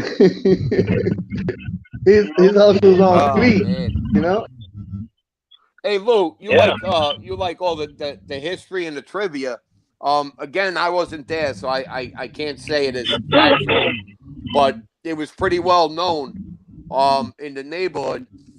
Scaramix Concrete was on the bottom of Morningstar Road and Richmond Terrace. And Scaramix, they were around for years. Like I ran stone into them, and I had a lot of friends that wanted mixes. They were a 282 company, Teamsters. And that was Phil Castellano. I heard, and I don't know if this is true, that once they clipped the old man, about a week later, they went in and put a tax on him. Now, if that is true, that just shows you how much disrespect they had towards the guy. Yeah. Right. Yep. Yeah, a lot of guys didn't like him. I don't like him, but I don't wish him harm. I hope God gives him a wake up call and he changes. Yeah. Well, yeah, I don't wish nothing on nobody, no harm. But sometimes people need a punch in the mouth, but not to be killed or anything like that. Tony ain't changing who he is. Tony's been consistent in who he is. He'll ease up the volume on his radio sometimes, but Tony's not changing who he is, and that'll never happen. I explained that to a stand-up guy. I told him, I said, you can see certain things and you can pray. I was like, I don't wish, and same thing like you just said, Lou. I don't wish nothing bad on that man. And if he had a scrap with somebody, and that's part of the game. But I don't wish death, because death is final. But yeah, he's not changing who he is. No way. Right. Nah, he ain't. It is what it is. Oh, something else I wanted to mention when Tom was on, but it slipped my mind. The guys that got straightened out, number one, we all know for a fact that for the last 20, 30 years, guys have been getting made without any bodies on them. We know that is a fact. Another thing, what he was saying about that list, that is true. They pass your name around to make sure. The reason for that is to make sure that you don't have any outstanding beefs with another family, right? Right? Which is common sense. But what he didn't highlight was, yes, the list goes around. But you take a guy like Pastor Mike there, Reverend Francisi. Yeah. Now, you don't get to just say no. That's not how I always heard it worked. Again, I was never a made guy, so I was not at a ceremony. But what happens is they pass that list around, and when somebody says, no, this Mike Francisi is no good, they have to come forward and speak. So let's say it's a soldier, right? He's got to get his captain, and his captain is going to go to the consigliere or the boss or the underboss. So it's a big deal, and then they have to go to the family that's trying to make somebody and say, this is why we don't believe this guy should get straightened out. Now, in cases like I said, imagine somebody did that with John Jr. How do you think that would work? So it's kind of like when they get brought in, they're always asked, the first question they're asked is, do you know why you're here? And every single guy since the beginning of it says, no. Nope. You know why the fuck you're there. The same as the family thing, right? If your daughter's dying in the hospital and we call, you leave her, right? But I've never, ever heard of that actually happening. Oh, yeah, yeah, you're right. You're right. What are my culture? What are we known for? Family. Which one is that? Is that the Polish or the Jewish one? No, I'm from India. Are you reading the screen? Yeah, my Polish Jewish brother. No, Nelson don't know what he's talking about. I'm from India. I'm not Indian like American Indian. I'm one of those postcards. You're I'm a Asian postcard Indian. I'm a postcard. I wear a turban. Yeah, you're from Asia. Yes, Indian and my wife's Asian. a push star. Yeah. She's got the button on her forehead. Wow. Hey, but it's funny because yesterday's show it saying something about me. Starting from today, I'm not even for instance, people like Tony, people I dislike. I'm not commenting on them. I'm not saying nothing negative. The only ones that's gonna get any negative response from me are those who want to keep my name or my brother's names in their mouth. Other than that, I'm not commenting on none of that bullshit. I'm not feeding into none of that shit. Carlos, I'm so proud of you, but I'm not the same. But I'm not the same, so I will say it publicly. Fuck Chicago hustle. I can't stomach that guy. Four leaf payback. Yeah. Oh yeah. It's fuck him today. Fuck him tomorrow. Fuck him next year. That shit is on site. That shit ain't going away. Fucking clown. He gonna call me and my brothers rats. Got me fucked up. You fucking piece of shit. But meanwhile, he's the one talking about. I won't hesitate to call 911. I'll call the But feds. even him. Everybody's named in a lawsuit. Yeah. Even him, I'm not even giving energy to, because he, at the end of the day, he's a fucking YouTube character. Is what the fuck he is. Like a majority of them. My stance done changed. I went back to the same thing. Unless you fucking clowns want to get on and show your fucking face, anything you say has no validation. You can talk about whatever the fuck you want. Because right now, I'm not dealing with a person. I'm dealing with a goddamn avatar. You're a fucking YouTube character. So I don't want to deal with you YouTube characters. You go fuck yourself and take your comments and stick them all up your ass and make all the videos you want. Just just remember, speak carefully, all right? Show the guy some respect. He's got a Purple Heart from when he was in the Salvation Army. Yeah, right. Yeah. He'll be making a video about this shit tonight. He got a pink heart. What the fuck he got? He got a pink heart. No. I'm telling you, he got a Purple Heart. He was in the Salvation Army. He was in the homeless shelter, and he was one of the guys. No, I'm trying to tell you the story. He was moving the clothing racks, right? And one fell over, and it hurt his old ass hip, and they gave him a Purple Heart for it. It's really not purple. It's lavender. It's violet. It's a violet heart. Yeah, Mr. Everything About My Life. He was a 1%er. Yeah. He was a 1%er too. But my wife after 30 years of marriage is still a 10. Yeah. Right. He's 100%er now. He's 100% full of shit. Yeah. Oh, yeah. Don't forget, his kids are all cops. Oh my God, bro! There's so many goddamn fucking stories. And the funniest part is he just reinvented himself, and these fucking idiots are fucking all up his ass. They got their head up his ass again because he did. Now he reinvented himself. So now he got a microphone. All this fucking time he finally bought a mic. So now he's doing audios. He's gonna go visit panels. It's a headset. Oh, the headset. Oh, that's right. Either that or the government gave him permission to use the signal. That's fuck out of here. Yeah.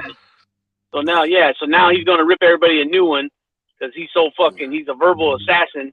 You know what I mean? And fucking fuck all that, man. Yeah. What are you gonna do? What are you gonna do? Go on a live and tell everybody how much of a bitch they are and a punk, and you'll whoop them and it's the same. It's the same routine. It doesn't change. He did it last night. I'm on the show with stand-up guy, and Pizza's on the show, and fucking hour into the show, he already makes the video mad at stand-up guy because I'm on the show, and people gotta realize, you gotta be team 4-leaf Tayback. You can't say hi to these guys. They got wrenches. They ratted. They trolled them. Nobody trolled on you or your fucking family because nobody wanted to even know who the fuck you are because we knew who the fuck you are when we made the response video. You're a fucking character. So we didn't have to fucking send SoFlo any information on you, bitch. Listen, how many times you been doxxed out here? 5 fucking names. He was fucking Paul Putnam. He was this. He was that. Well, which one actually is you that got you doxxed or your family doxxed? You fucking clown. Hey, he knows. You know he's watching this show right now. And let me tell you something. Chicago Hustle, you're a fraud. You're a bullshit artist. You're a fucking clown and a coward.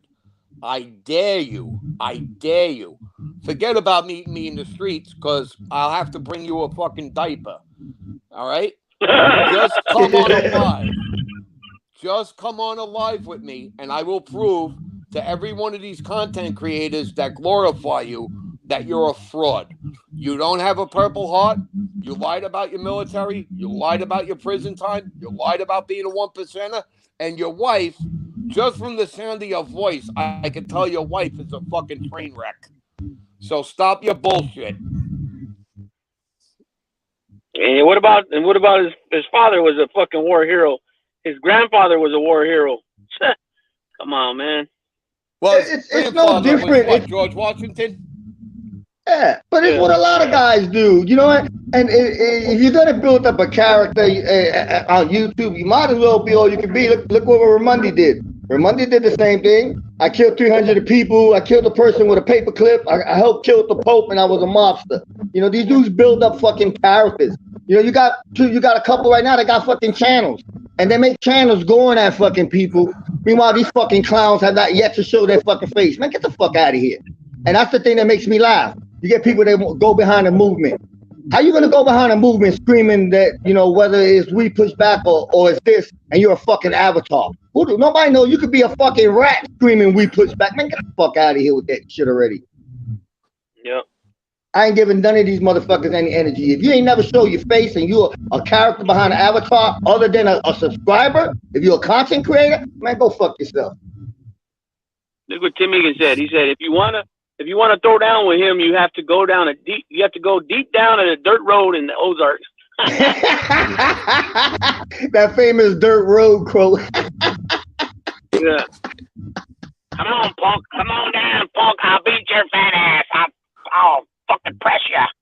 Hey, if he throws me about 500 and a 6-pack of condoms, I'll go down his wife's dirt road. Oh shit! Damn. I'll go at him. I'm not gonna involve his family, but yeah, you'll probably need all the boys for that one. Jack, Jose, Jim. I know one thing when he just said that right now, I almost gagged. Oh man, that's fucking crazy. YouTube is crazy. Yeah. YouTube is fucking crazy. You know, and it's not so much the content creators, but you can laugh at. I laugh at a lot of these fucking subscribers, how fucking gullible they are to eat anything, as long as it suits the narrative. Well, it's crazy. You can't say the guy doesn't have a Purple Heart because you can't prove it, but they can call you a rat because he said so. What the fuck is that about? Exactly. And you got the two other assholes over there talking about they know for a fact. 100% fact that I gave fucking his information about him and his family. But then when I call them out on it, they're over there, oh, if you didn't, we'll apologize, but you got to prove it. I don't know if they think I'm trying to get in good graces with them because I give a fuck about them two idiots because they're just like that other idiot. They're two characters with fake names that just run their fucking mouths too, with all that bitch talk. I can't stand that shit. I wish, you know what I mean? I do like their show. I'm going to be honest with you. I just don't follow it anymore because they blocked me. No, I actually like the show too. But when you want to start lying about me, fuck you, right up your ass.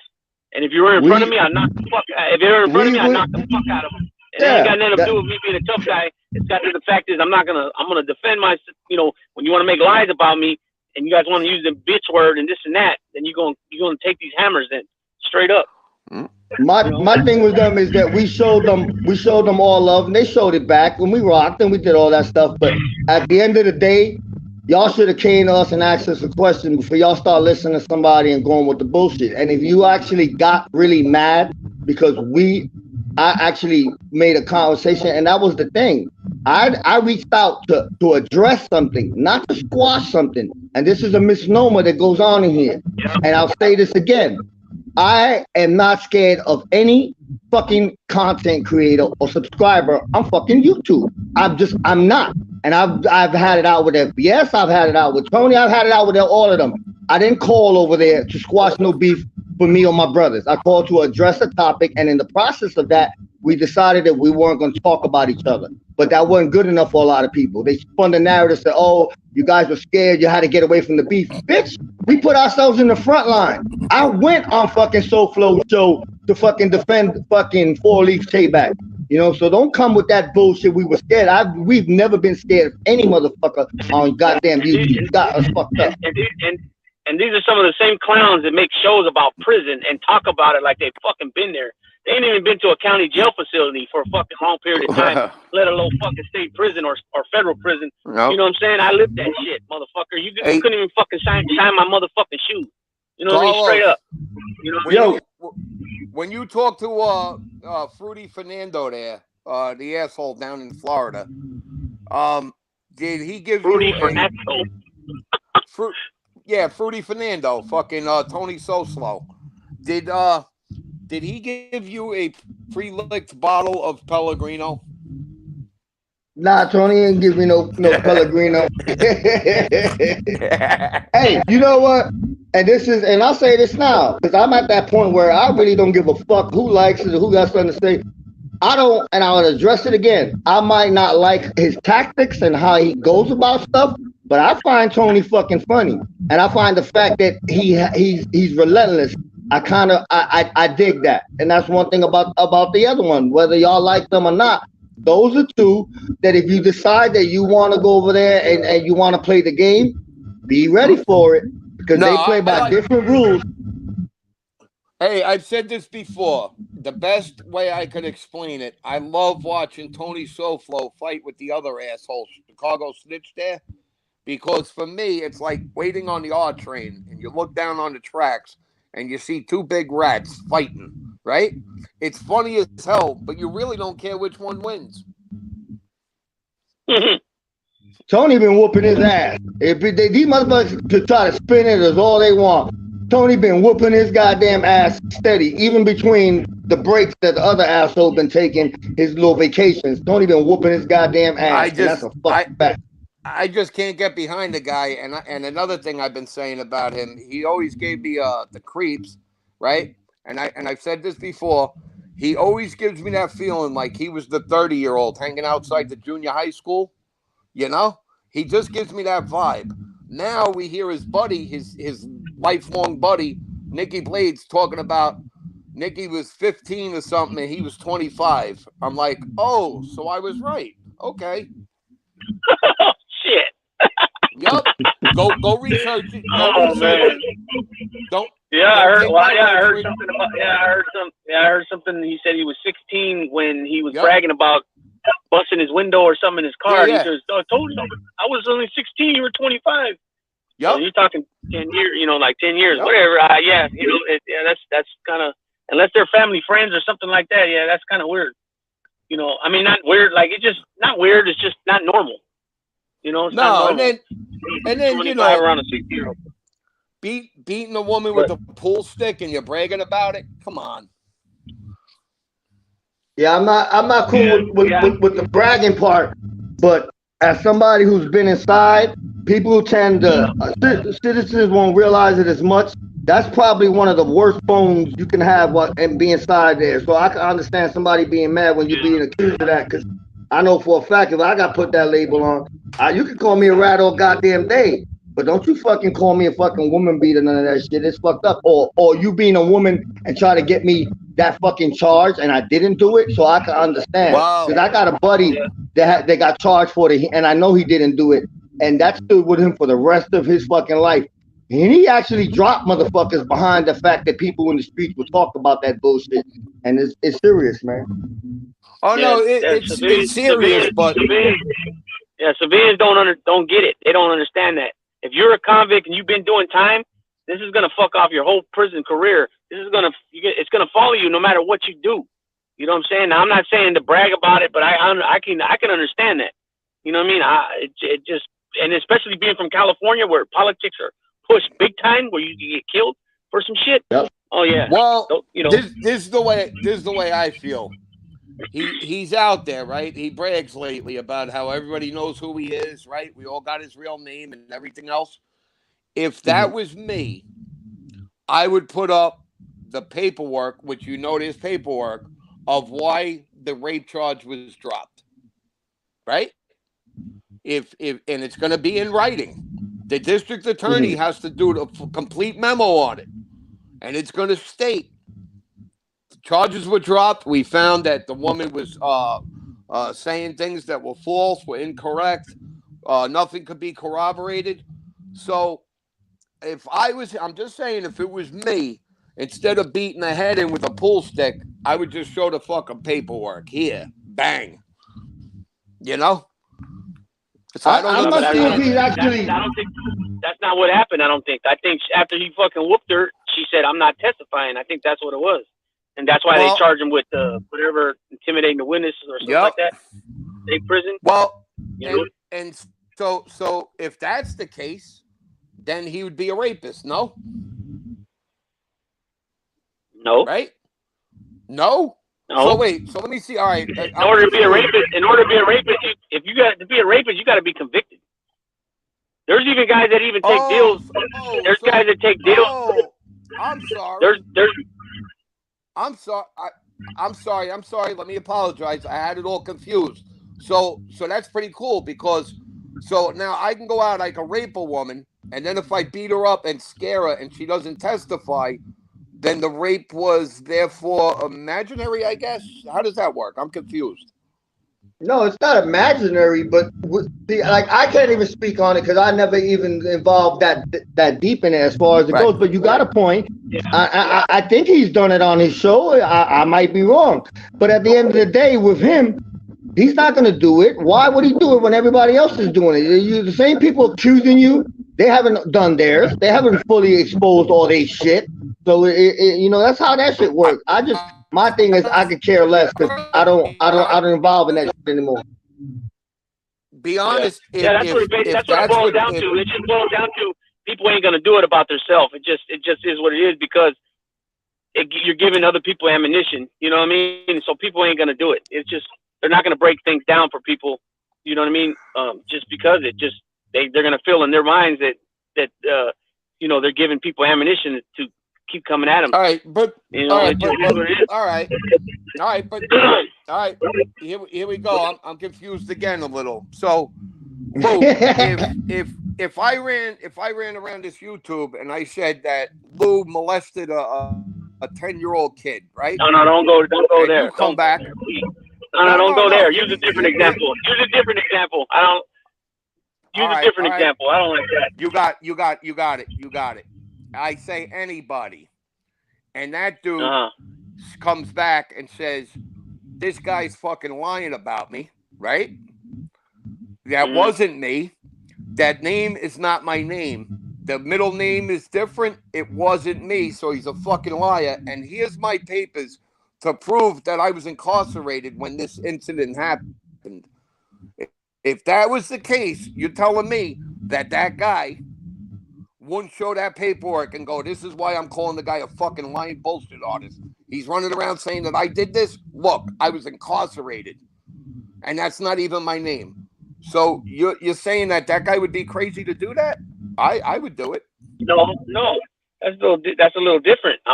This guy got a channel, I'm saying people with channels won't go to that extent because they're going to feel like they're admitting something by trying to break it down. Everybody got different ways the way they think, you know what I mean?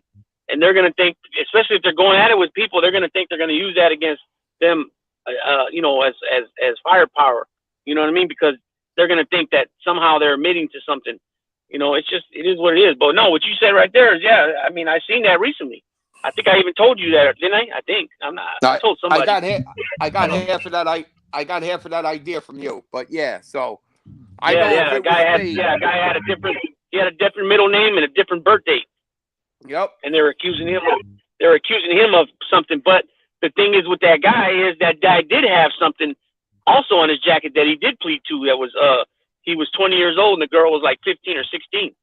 But he didn't have to register as a sex offender. They took some type of deal where he didn't have to register. And then he got cleared at 4 different prisons. He went to 4 different prisons and got cleared off it by the homies, right? So it's just and then another thing, like you said, no, it doesn't disappear. If you're in California, when you go through the system, everything you've been arrested for is going to come out on your 128G, no matter if you were convicted of it or not.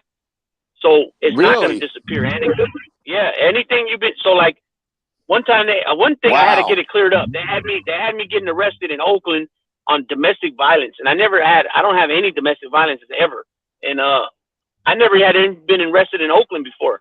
I do not know why this came out like that. So I had to go to my counselor, my CC1, my correctional counselor, and I had to have him go and get these supposed transcripts, right, from the police department, the arrest record and all this stuff, the transcripts from the court, because it never happened. Somehow they had it confused with commercial burglary, and I don't understand how. And it wasn't even in the same city, but we ended up getting it fixed. It took a long while. It took like 4 or 5 months for them to get that because because that just messed up everything with visits and stuff like that. because I never had a domestic violence. I never caught a domestic violence. As a matter of fact, I never had to hit my kids. I mean, if you think about it, right? They saw what I did to their mother. They didn't want any part of it. I got two in my history, and it weren't from me. It was from women doing it to me. No, I never did that. True story. I got two domestic charges here. Yeah, on your 128, on your 128 paperwork in California, it's your 128G from your committee. It's from your committee. What's the word? It's like when you so there's the ICC and a UCC. ICC is Initial Classification Committee, and UCC is Unit Classification Committee. So when you first get to a yard from reception, you're going to go see ICC, Initial Classification Committee. When you go from like the yard to the hole, then you're going to go to UCC, Unit Classification Committee. So once they do that, once you go, usually it's like your counselor will look up your stuff, and then you also have your annual review, right? Your annual, and anywhere from 2 weeks to a month before your actual annual, you can go. No, let me take that back. So say like you got to prison in January, so every January is your annual, right? But what they do is they either a month before or a month after you can go to committee. And when you go to committee, your counselor will go to your C file, your central file, and he'll check your arson, your sex offenses, and your escapes. Okay, and if you come back clear with none of those, then it'll say clear as the date that he checked. And usually it's like anywhere from 2 weeks to a month before you actually go. Okay, and they clear you for any sex offenses, any arson, and any escape. And it's on that paper. Then it also has a section where, depending what your arrest history looks like, it'll have everything you've been arrested for. Not just convicted, but arrested for. See, so it won't disappear. In New York, it's different. If you're not convicted, they can't find it. Look at that. Tim Egan, yeah.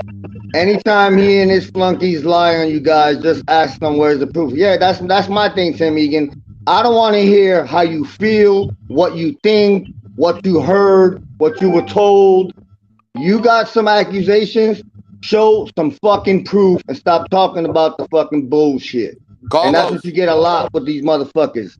And on Black Hat Music, you serve this country, you're a great gentleman, and you should be proud that you have no jail experience. That's something to be proud of. Hey, I wish I had that. Listen, Chicago has a lot of proof. He's hiding it under his Purple Heart. Yeah. That's another thing too. Like you said, show proof. And most of the time, these people, they talk a big good one, a nice big, they talk big shit about always having the receipts and the proof. So I mean, I don't see why these people, like Carlos mentioned earlier, these people hear whatever. As soon as they hear something, they take it as gospel. Oh my God, we didn't know. Thanks for telling us. It's like it's crazy. And then it's like you're never gonna call out. Well, show the proof. You know what I mean? It's unbelievable. It's like, come on, man. Like, but I'm supposed to show the proof. Yeah, it's comical. And then to see people in the chat say, "Oh yeah, I can't believe that," but something is kind of funny. Like, don't believe it. Ask. Don't act like you don't see us on these goddamn channels. I tell people all the fucking time. You got any goddamn fucking questions, pop in and ask a fucking question. We ain't got no fucking. We're open. We don't hide fucking shit. I put our shit out there. And what's funny is that they look at us differently because we did a favor while we were on that side, and we gave them information on 3 individuals that we got off Google. It's not doxing, you fucking imbeciles. And if any one of you one day want to say, how was it that you guys got it? We can, if you have another phone, we can do a simple Google search and we can show you how we accumulated that information. Is that you fucking idiots spend so much time here, y'all don't even know how to do fucking basic fucking research. And that's what we got. We didn't get fucking police reports from people like some. We didn't have to hire investigators. We didn't have to go fucking spend $30, $40 on some fucking app. We used the fucking Google search for social media. So you fucking imbeciles, learn how to use some fucking shit and stop listening to all the bullshit. Ask a question. Yep, and that was another thing. A question was asked, Carlos answered it, and this dumbass goes around talking about he exposed them. Come on, man. Fucking clowns, man. And the funny part is that the people that we did give the information on, I addressed it directly with them. They don't have no problem with it. We're not the best friends, but they okay with it. And at the end of the day, that's good enough for me. You know?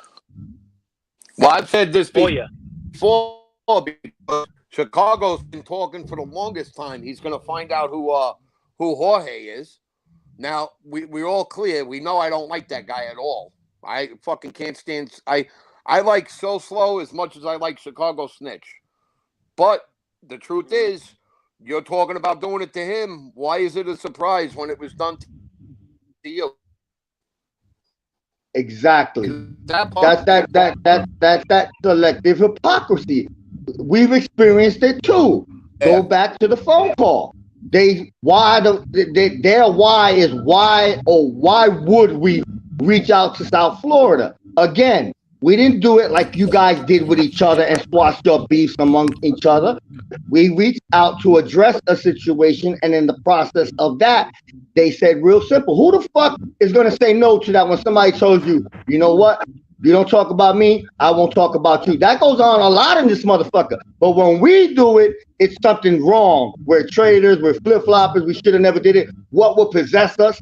I don't give a fuck what you fucking people think. You motherfuckers did the same exact thing. You reached out to fucking people you had drama with and you squashed it. But it's okay for you guys to do it and it's not okay for us.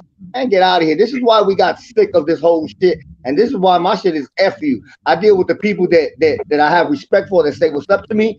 And those who I've seen to bite the narrative without asking no questions and run along with the mob mentality. You go fuck yourself, because later on down the line, when the truth and everything starts to show up, don't come back looking at us like, yeah, you know, you guys are right. Now, go fuck yourself. Stick with your opinion. You made your decision real quick. Ride with it. Yep. I don't want anything to do with them people. Straight up. Nothing.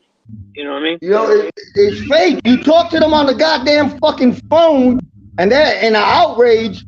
And a fucking half an hour later, they on somebody's fucking show or doing a live, and they fucking, I'm like, what the fuck? I don't got time for that fake shit, man. Fuck out of here. Either you rock with me or you don't, and rock with me all the time. But don't you fucking act like you're okay in one channel, and then the next channel you're going, oh, this is crazy. I can't believe they did that. Man, get the fuck out of here. That's what they do. They go whatever narrative is being pushed on that channel. That's what they go with. And then they'll come back to your videos later and then make it sound like something else with you in the comment section. I don't got time for it. Big Weddle Duran. What's up? I said mine. But it is what it is. At the end of the day, this shit is fucking entertainment. You look at it, you laugh at it, and that's how I'm looking at it. I'm looking at the entertainment aspect. Because even the beef, what you gonna do? You're mad at us. What are you gonna do? You're gonna go make fucking videos. You're not coming knocking on my door. You're not gonna come over here and whoop my ass. You're gonna make some goddamn videos. People gonna comment. You're gonna laugh in the videos, and people gonna say, "Yeah, you got him." Man, get the fuck out of here. If that's coming to get me, that's bringing the heat, making a goddamn video. Bitch, make 100. Get the fuck out of here with that shit. Yeah. And then the dumbass clown says in the video, "What am I supposed to?" He says, "What am I supposed to do, Big Lou? I'm supposed to go to California." Well, no, you don't have to come to California, but be quiet. You know what I'm saying? You know, like talk shit about a motherfucker, but all that bitch and punk shit over and over and over and over and over again. Come on, man. Like everybody don't see through that shit either, man. There's nothing old school about that shit. Well, the old saying's true. Sticks and stones may break your bones, but videos will really annoy you. Yeah. Right. Oh man, but to see the change, the back and forth within the community, and how fast people turn on each other. That's two motherfuckers out right now. They were riding with one side, and all it showed was a couple of fucking phone calls, and they motherfuckers turned on them motherfuckers quick, fast, in a goddamn hurry. Oh yeah. Yep, exactly. Well, the one dude I still like is MRE. That's a dude I like. Yeah, everybody's gonna like certain people and dislike that, and that's another thing that goes through this fucking community. Because somebody doesn't like somebody, you're not supposed to like that person, man. Grow the fuck up, fucking man. At the end of the day, not everybody's gonna like the same people, you know. Hey, Lou, well, Lou or Carlos, did you see the other day? I guess they unblocked me temporarily. I went in So Slow's chat, and I said, you can block me if you want, but I don't like informants and I like MRE. They blocked me in about 3.5 seconds. I didn't see. I don't go over there really. I did a few times, like a couple weeks back when they were talking about showing, the name or the face or whatever. That's it. I don't be over there. I watch the shows. I'm not gonna sit there and lie. When I can, I'll do catch up. But majority of times I don't have to, because by the time I get home, the phone is going off and there's already messages giving me updates on everything that's going on. And shout out to those people that keep me informed. I'll never blow your spot up. Trust me, never. It'll never happen. But at the end of the day, it is what it is. Yep. I'm a grown ass man. I watch and record who I want to. Yeah, it's like I don't go to these channels. I don't comment. They other than a few days ago that me and my brother actually went into SoFlo's comment section. That was the first time we've done that in fucking God knows how long. But we did that because he was doing a show on Bofa, and Bofa was my friend. All the problems that me and Bofa had, Bofa was my fucking friend. And I had to give them respect for remembering that man. You know what I'm saying? That's why me and Nelson went in there, we said what's up, and then we left the channel. But I don't go to a lot of content creators show. I don't have no fucking side. My side is a no fucking fly zone. And right now, Lefty, who I still fuck with, and people give Lefty all the grief they want. I don't give two fucks whether they like him or not. I like Lefty. And stand-up guy. That's where I'm at. All the other ones I could care less. They do their shows. I don't knock them. I don't bring it, but I don't go in the chat, because I don't want to deal with the subscribers. And the other one's Kane Shades. Kane Shades is my man. I just don't go in his chat because I know me. They're gonna say something. And I'm gonna respond. I can't fucking stay quiet, so I don't want to disrespect his chat. I stay the fuck out of his chat. How did Bofa die? His organs failed on him. He had mad physical issues. Oh. He was amazing, man. You know what? And later down the line, people will appreciate his trolling. See, like I understood the troll game. It took me a while to understand it. And I respected Bofa, and I respected the fact that Bofa used to say this all the time. I'm a troll. I know I'm a fucking troll. He goes, why can't these fucking trolls be man enough to admit that they're a fucking troll? He goes, but I'm a troll that shows my face. Hey, shout out to my man Bofa. Rest in peace. You're bringing up trolling. I gotta say this. Did you see the video that guy Assassinito put up? It was MRE kept changing names and going in So Slow's chat. If not, you gotta see it. I gotta check it out. Hilarious. I've done it, and I've admitted it. I've done it. I've done it to troll my friends. I've done it in Lefty's chat. I got 2 fucking accounts: the Punisher, who's retired, and fucking Crooklyn Zoo. And I go in chat, and I created a few others that I would go in one particular chat, and then I'd eliminate that thing. But all this narrative that I got 22 troll accounts, I was just told on a content creator show the other day that I was in the chat. It's bullshit. If I'm gonna go into a fucking chat, you're gonna know it's me. And even if I was trolling, I'd come in there and I'd say it's me, because I've outed myself as far as a troll. So it is what it is. I can't help but be 100. If you want to laugh, you got to go pull that up.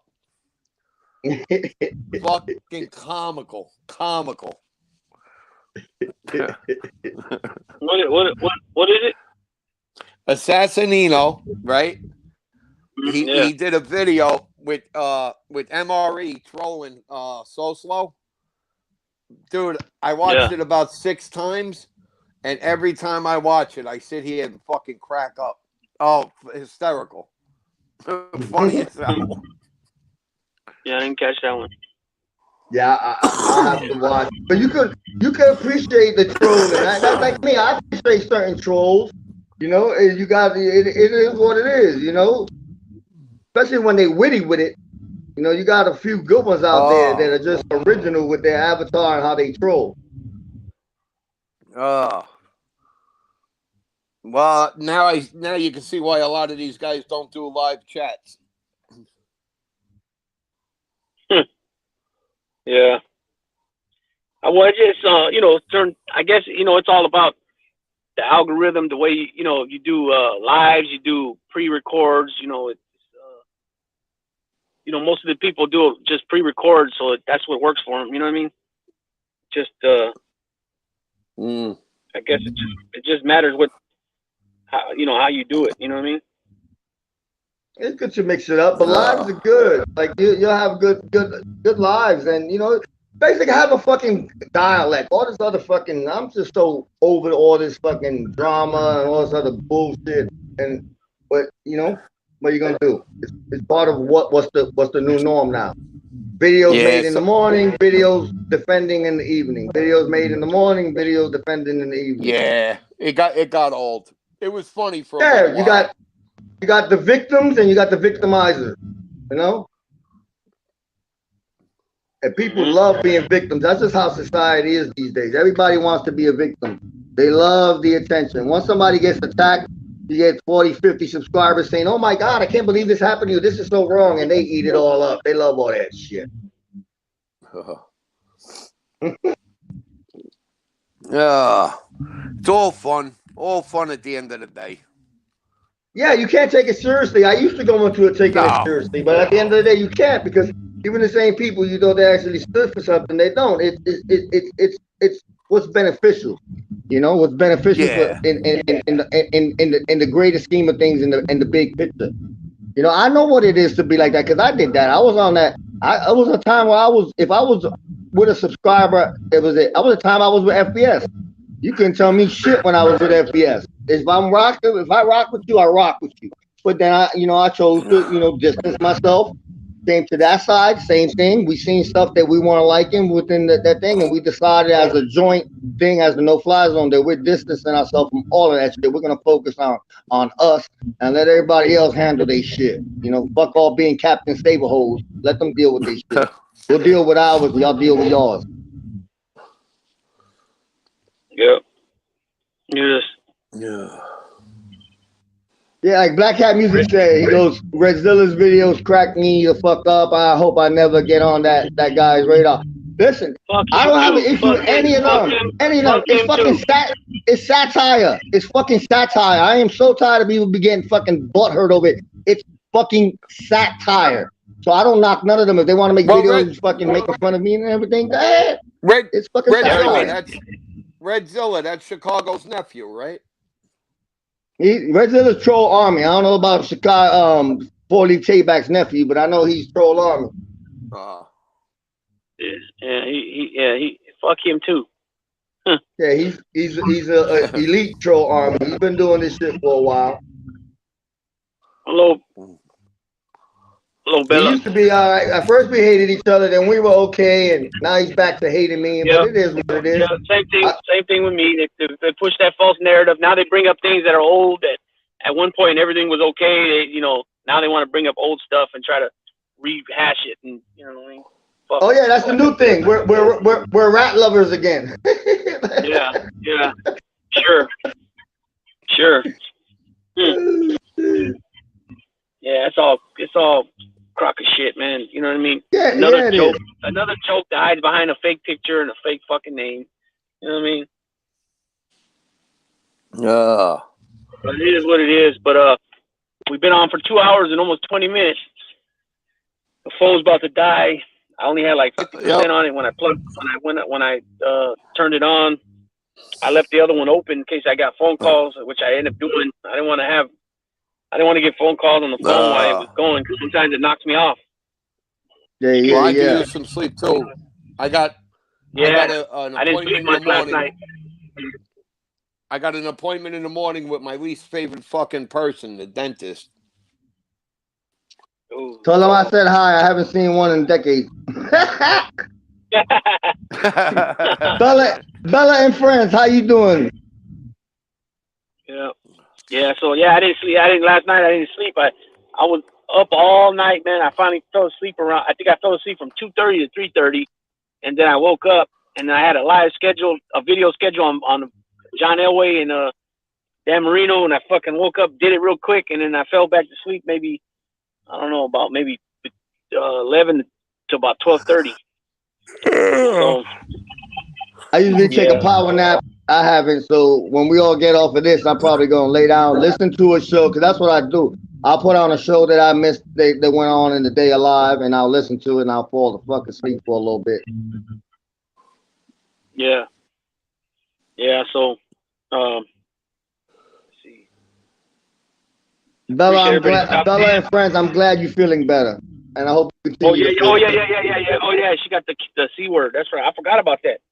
Yeah. I'm glad you're feeling better. I thought you said. I thought you said she had a C. I was going to say I hope so. C word. C word. Yeah, YouTube don't like that word being said, I guess, on here. So Black Hat Music was up with me this morning. You did a live this morning? I did 2 lives this morning. Oh, you ain't fucking around. God damn. I did one like about 2 o'clock in the morning, and I did another one like 3:30 in the morning. Something like that. Yeah. And then all of a sudden people started coming in, like towards the end I was ready to shut it down, and all of a sudden I started getting like a little, I had a little crowd, 7, 8 people, something like that. I was surprised. So I went maybe another 20, 30 minutes, and then you know what I mean? It started raining outside, and I had to go and close my windows, so I ended up getting off. But yeah, I did a couple. So this one I had to schedule. This one originally, when I spoke to Tom yesterday, I was gonna go on 5:30 Eastern time, 2:30 here, but I ended up trying to put things together around 3 o'clock here, so 6 o'clock your guys' time. And then he's like, "Oh, I'm about to have a premiere I think he said at 6:30 Eastern time." So I'm like, okay. So I was just gonna let it alone. But then he texted me back talking about, "Well, you plan on going live?" And I go, "Well, yeah, I can." And then I go, "Well, how long are you going to be on?" And he was only going to be on an hour, like an hour and 10 minutes. So then I went ahead and messaged you guys. And then he said, "Let's do it right at 8 o'clock sharp." Because he said, he goes, "I'll only be able to come on probably like 20 minutes. But he ended up giving us an hour. He said he had to put the boy to bed, his son. So it ended up working out. So I was just going to push this over till tomorrow. But like I said, when I made contact with Agnostics, and then when I made contact with Tom, I was just waiting for you to message me back. I figured you'd probably be asleep, so we went ahead and went with it. I'm glad you did it. I'm glad you did it. Keep doing the shows. And I want to be clear to a lot of the subscribers and the people out there and those who are listening that love to go back and inform their generals. The no-fly zone hasn't gone anywhere. Our brother, the quarterback, has been real busy, so we've taken a break. Lou's still rocking. I'm still here. The no-fly zone didn't go away. It didn't hide. We ain't banned from fucking channels. We choose not to go to these channels. Not that we don't go anywhere. We choose not to. It's just that simple. All right. Let's just tell the truth. I'm the third party. I'm hiding. I'm scared. Zone. I'm the third party in the no-fly zone now, and if Nelson can't get out of the handcuffs, it'll stay that way. It's funny. They've been adding members. They added another member. I'm not gonna say his name, but they try to lump him with us, and that's another narrative that's been pushed out there. Yeah. That's right. Black Hat Music. Appreciate you. Marky Mark, still standing, no fly zone. Yep, no doubt. Marky Mark, absolutely, my G. You already know. Yeah, we ain't running from anybody. You know what I'm saying? Especially not no fucking. We ain't running from anybody, period. But we ain't definitely running from somebody that hides behind a little picture and a fucking fake ass name. Yeah. You know what I mean? Whatever the motherfucker's name is, ain't got nothing to do with no Chicago muscle. That's for sure. No, I think it's David. It's 4-leaf tape-back, because we don't know if it's David, we don't really know if it's Paul, we don't know if it's Chris. He's 4-leaf tape-back to me. That's what he's gonna be. Yeah, you're right. We don't know if it's Paul, if it's David, if it's Mike, it's Mark, it's fucking idiot, if it's this or that. And at the end of the day, we don't give a flying fuck, because he means diddly shit to us. It don't. You know what I mean? Don't mean that much to me but looking at that picture matches the voice. Yeah, I think so too. And then that's another thing. They played something of him saying that, oh, everybody's named in a lawsuit. And they're like, well, wait a minute, a lawsuit? If it's not you, what are you trying to sue about? So I don't know. Yeah. You know what I mean? I really don't know. I don't know one way or the other, but you know what I mean? Yeah, I'm kind of with you on that. The picture looks like it matches the voice to me. Well, he already fucked up. He took the video down, but what he did say, and I heard it from his mouth, was now they put pictures up of me and my family. Yep. He fucked up. He had a little slippy poo there. Oh yeah. He said now they put a picture of me and my family. Yes, sir. He said it himself, and that's the funny thing about all of that shit. And it's like I don't pay because honestly I could care less if that's actually him or not because I already know who he is. You know, it doesn't matter. We knew this. It didn't change. Yeah. None of this opening or this so-called doxing changed at least me or my brothers because we conversate. We've always known inside us that he was a fucking fraud. It is what it is. We've called it. And there's a few other fucking frauds out there that we've been consistent in saying that they're fucking frauds. But yeah, I could care less if it's Paul, John, or whoever the fuck it is. Well, it don't bother me. I went through it. You remember when for a while I was calling Vinny Green a fraud, and fucking people went ballistic on me, and I went back down. I just kept fucking going, and he had one guy, a content creator. He came on and I spoke to him on a live, not a fight or nothing. He was pretty cool actually, and I was like, nope, he's a fraud. Nope, he's a fraud. And now the same thing's going to happen with Chicago. Bella and Friends says, "Where is everyone from?" You're asking us on the panel? Or yeah, I think she is. Well, Bella, I'm from the Bronx. My brother Lou is from Cali, and Northern Cali. Agnostic is from a few places. He's from upstate New York. He's from Rochester. No, he's from Staten Island, New York. Introduce yourself, Agnostic. I'm from Manhattan and Staten Island, but I do live upstate New York. There you go. I moved about 11 years ago. About 20 minutes from the Canadian border, huh? No.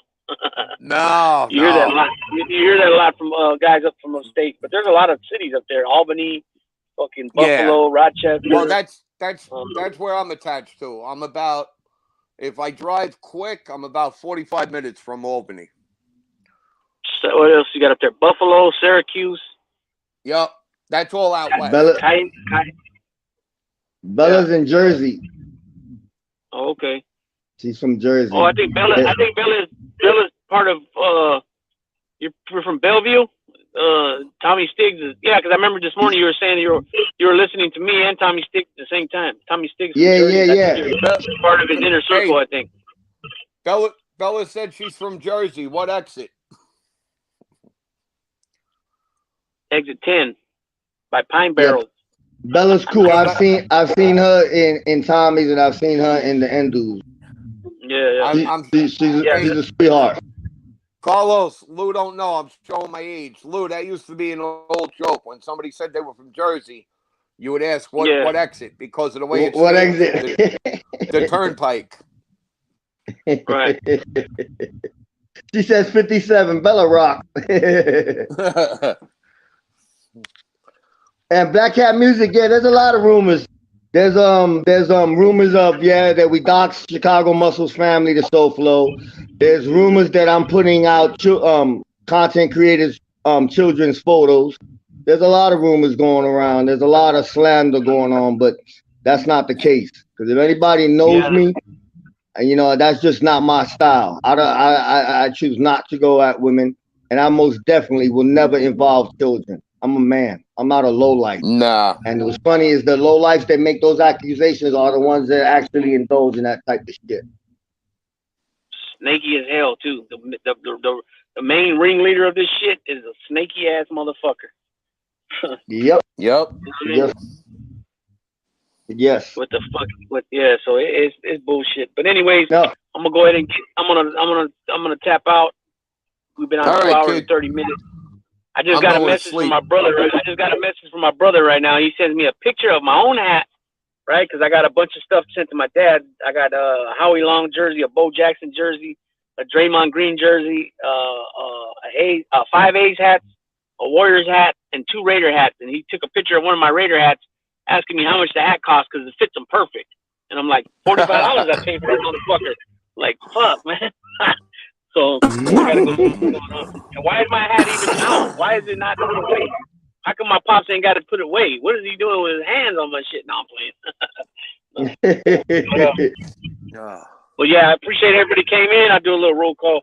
Fella and Friends, Black Hat Music, Marky Mark, Richard Dowling from Ireland. What else we got here? Tim Egan. No Fly Zone, Nelson.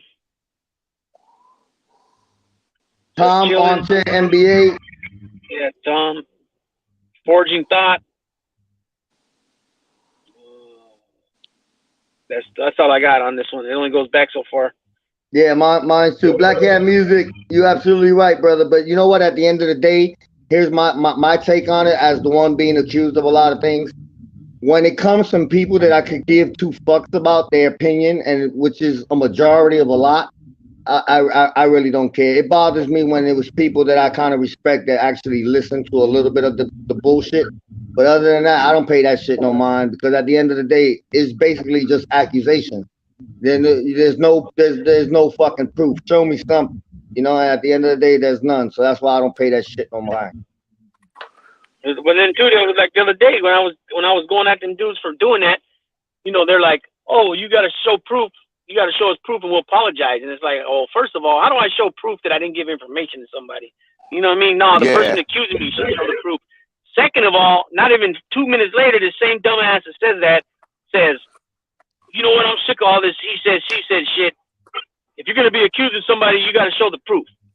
Oh, really?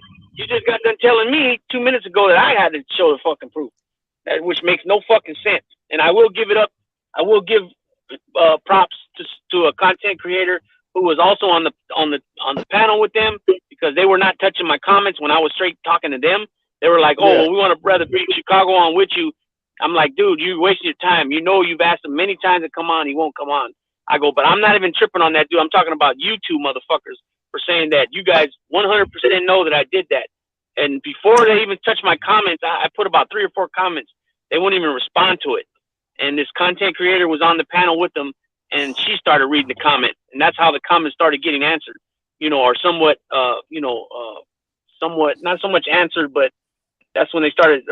Hey, you know the word I'm looking for. Lou, feel good about yourself. They blocked me. I can't even make a comment. They blocked me. So Slow blocked me. Well, somebody in MRE blocked me, but it wasn't him. So. Hey, such is life, man. That's my goal. I want to see how many shows I can get blocked from. I turned it into a competition. Do me a favor, everybody. If you haven't already, hit that like button before we leave. You know, getting many likes is good. You know, as many as I can get. And yeah, I appreciate everybody stopping in. And I'm gonna I always say this at the videos before I end it.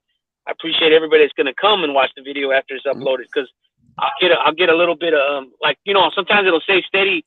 Like for a while there, we were at like 15, 16 people in here, right? And then like as soon as I shut it down, it'll say that I have like 80 views already.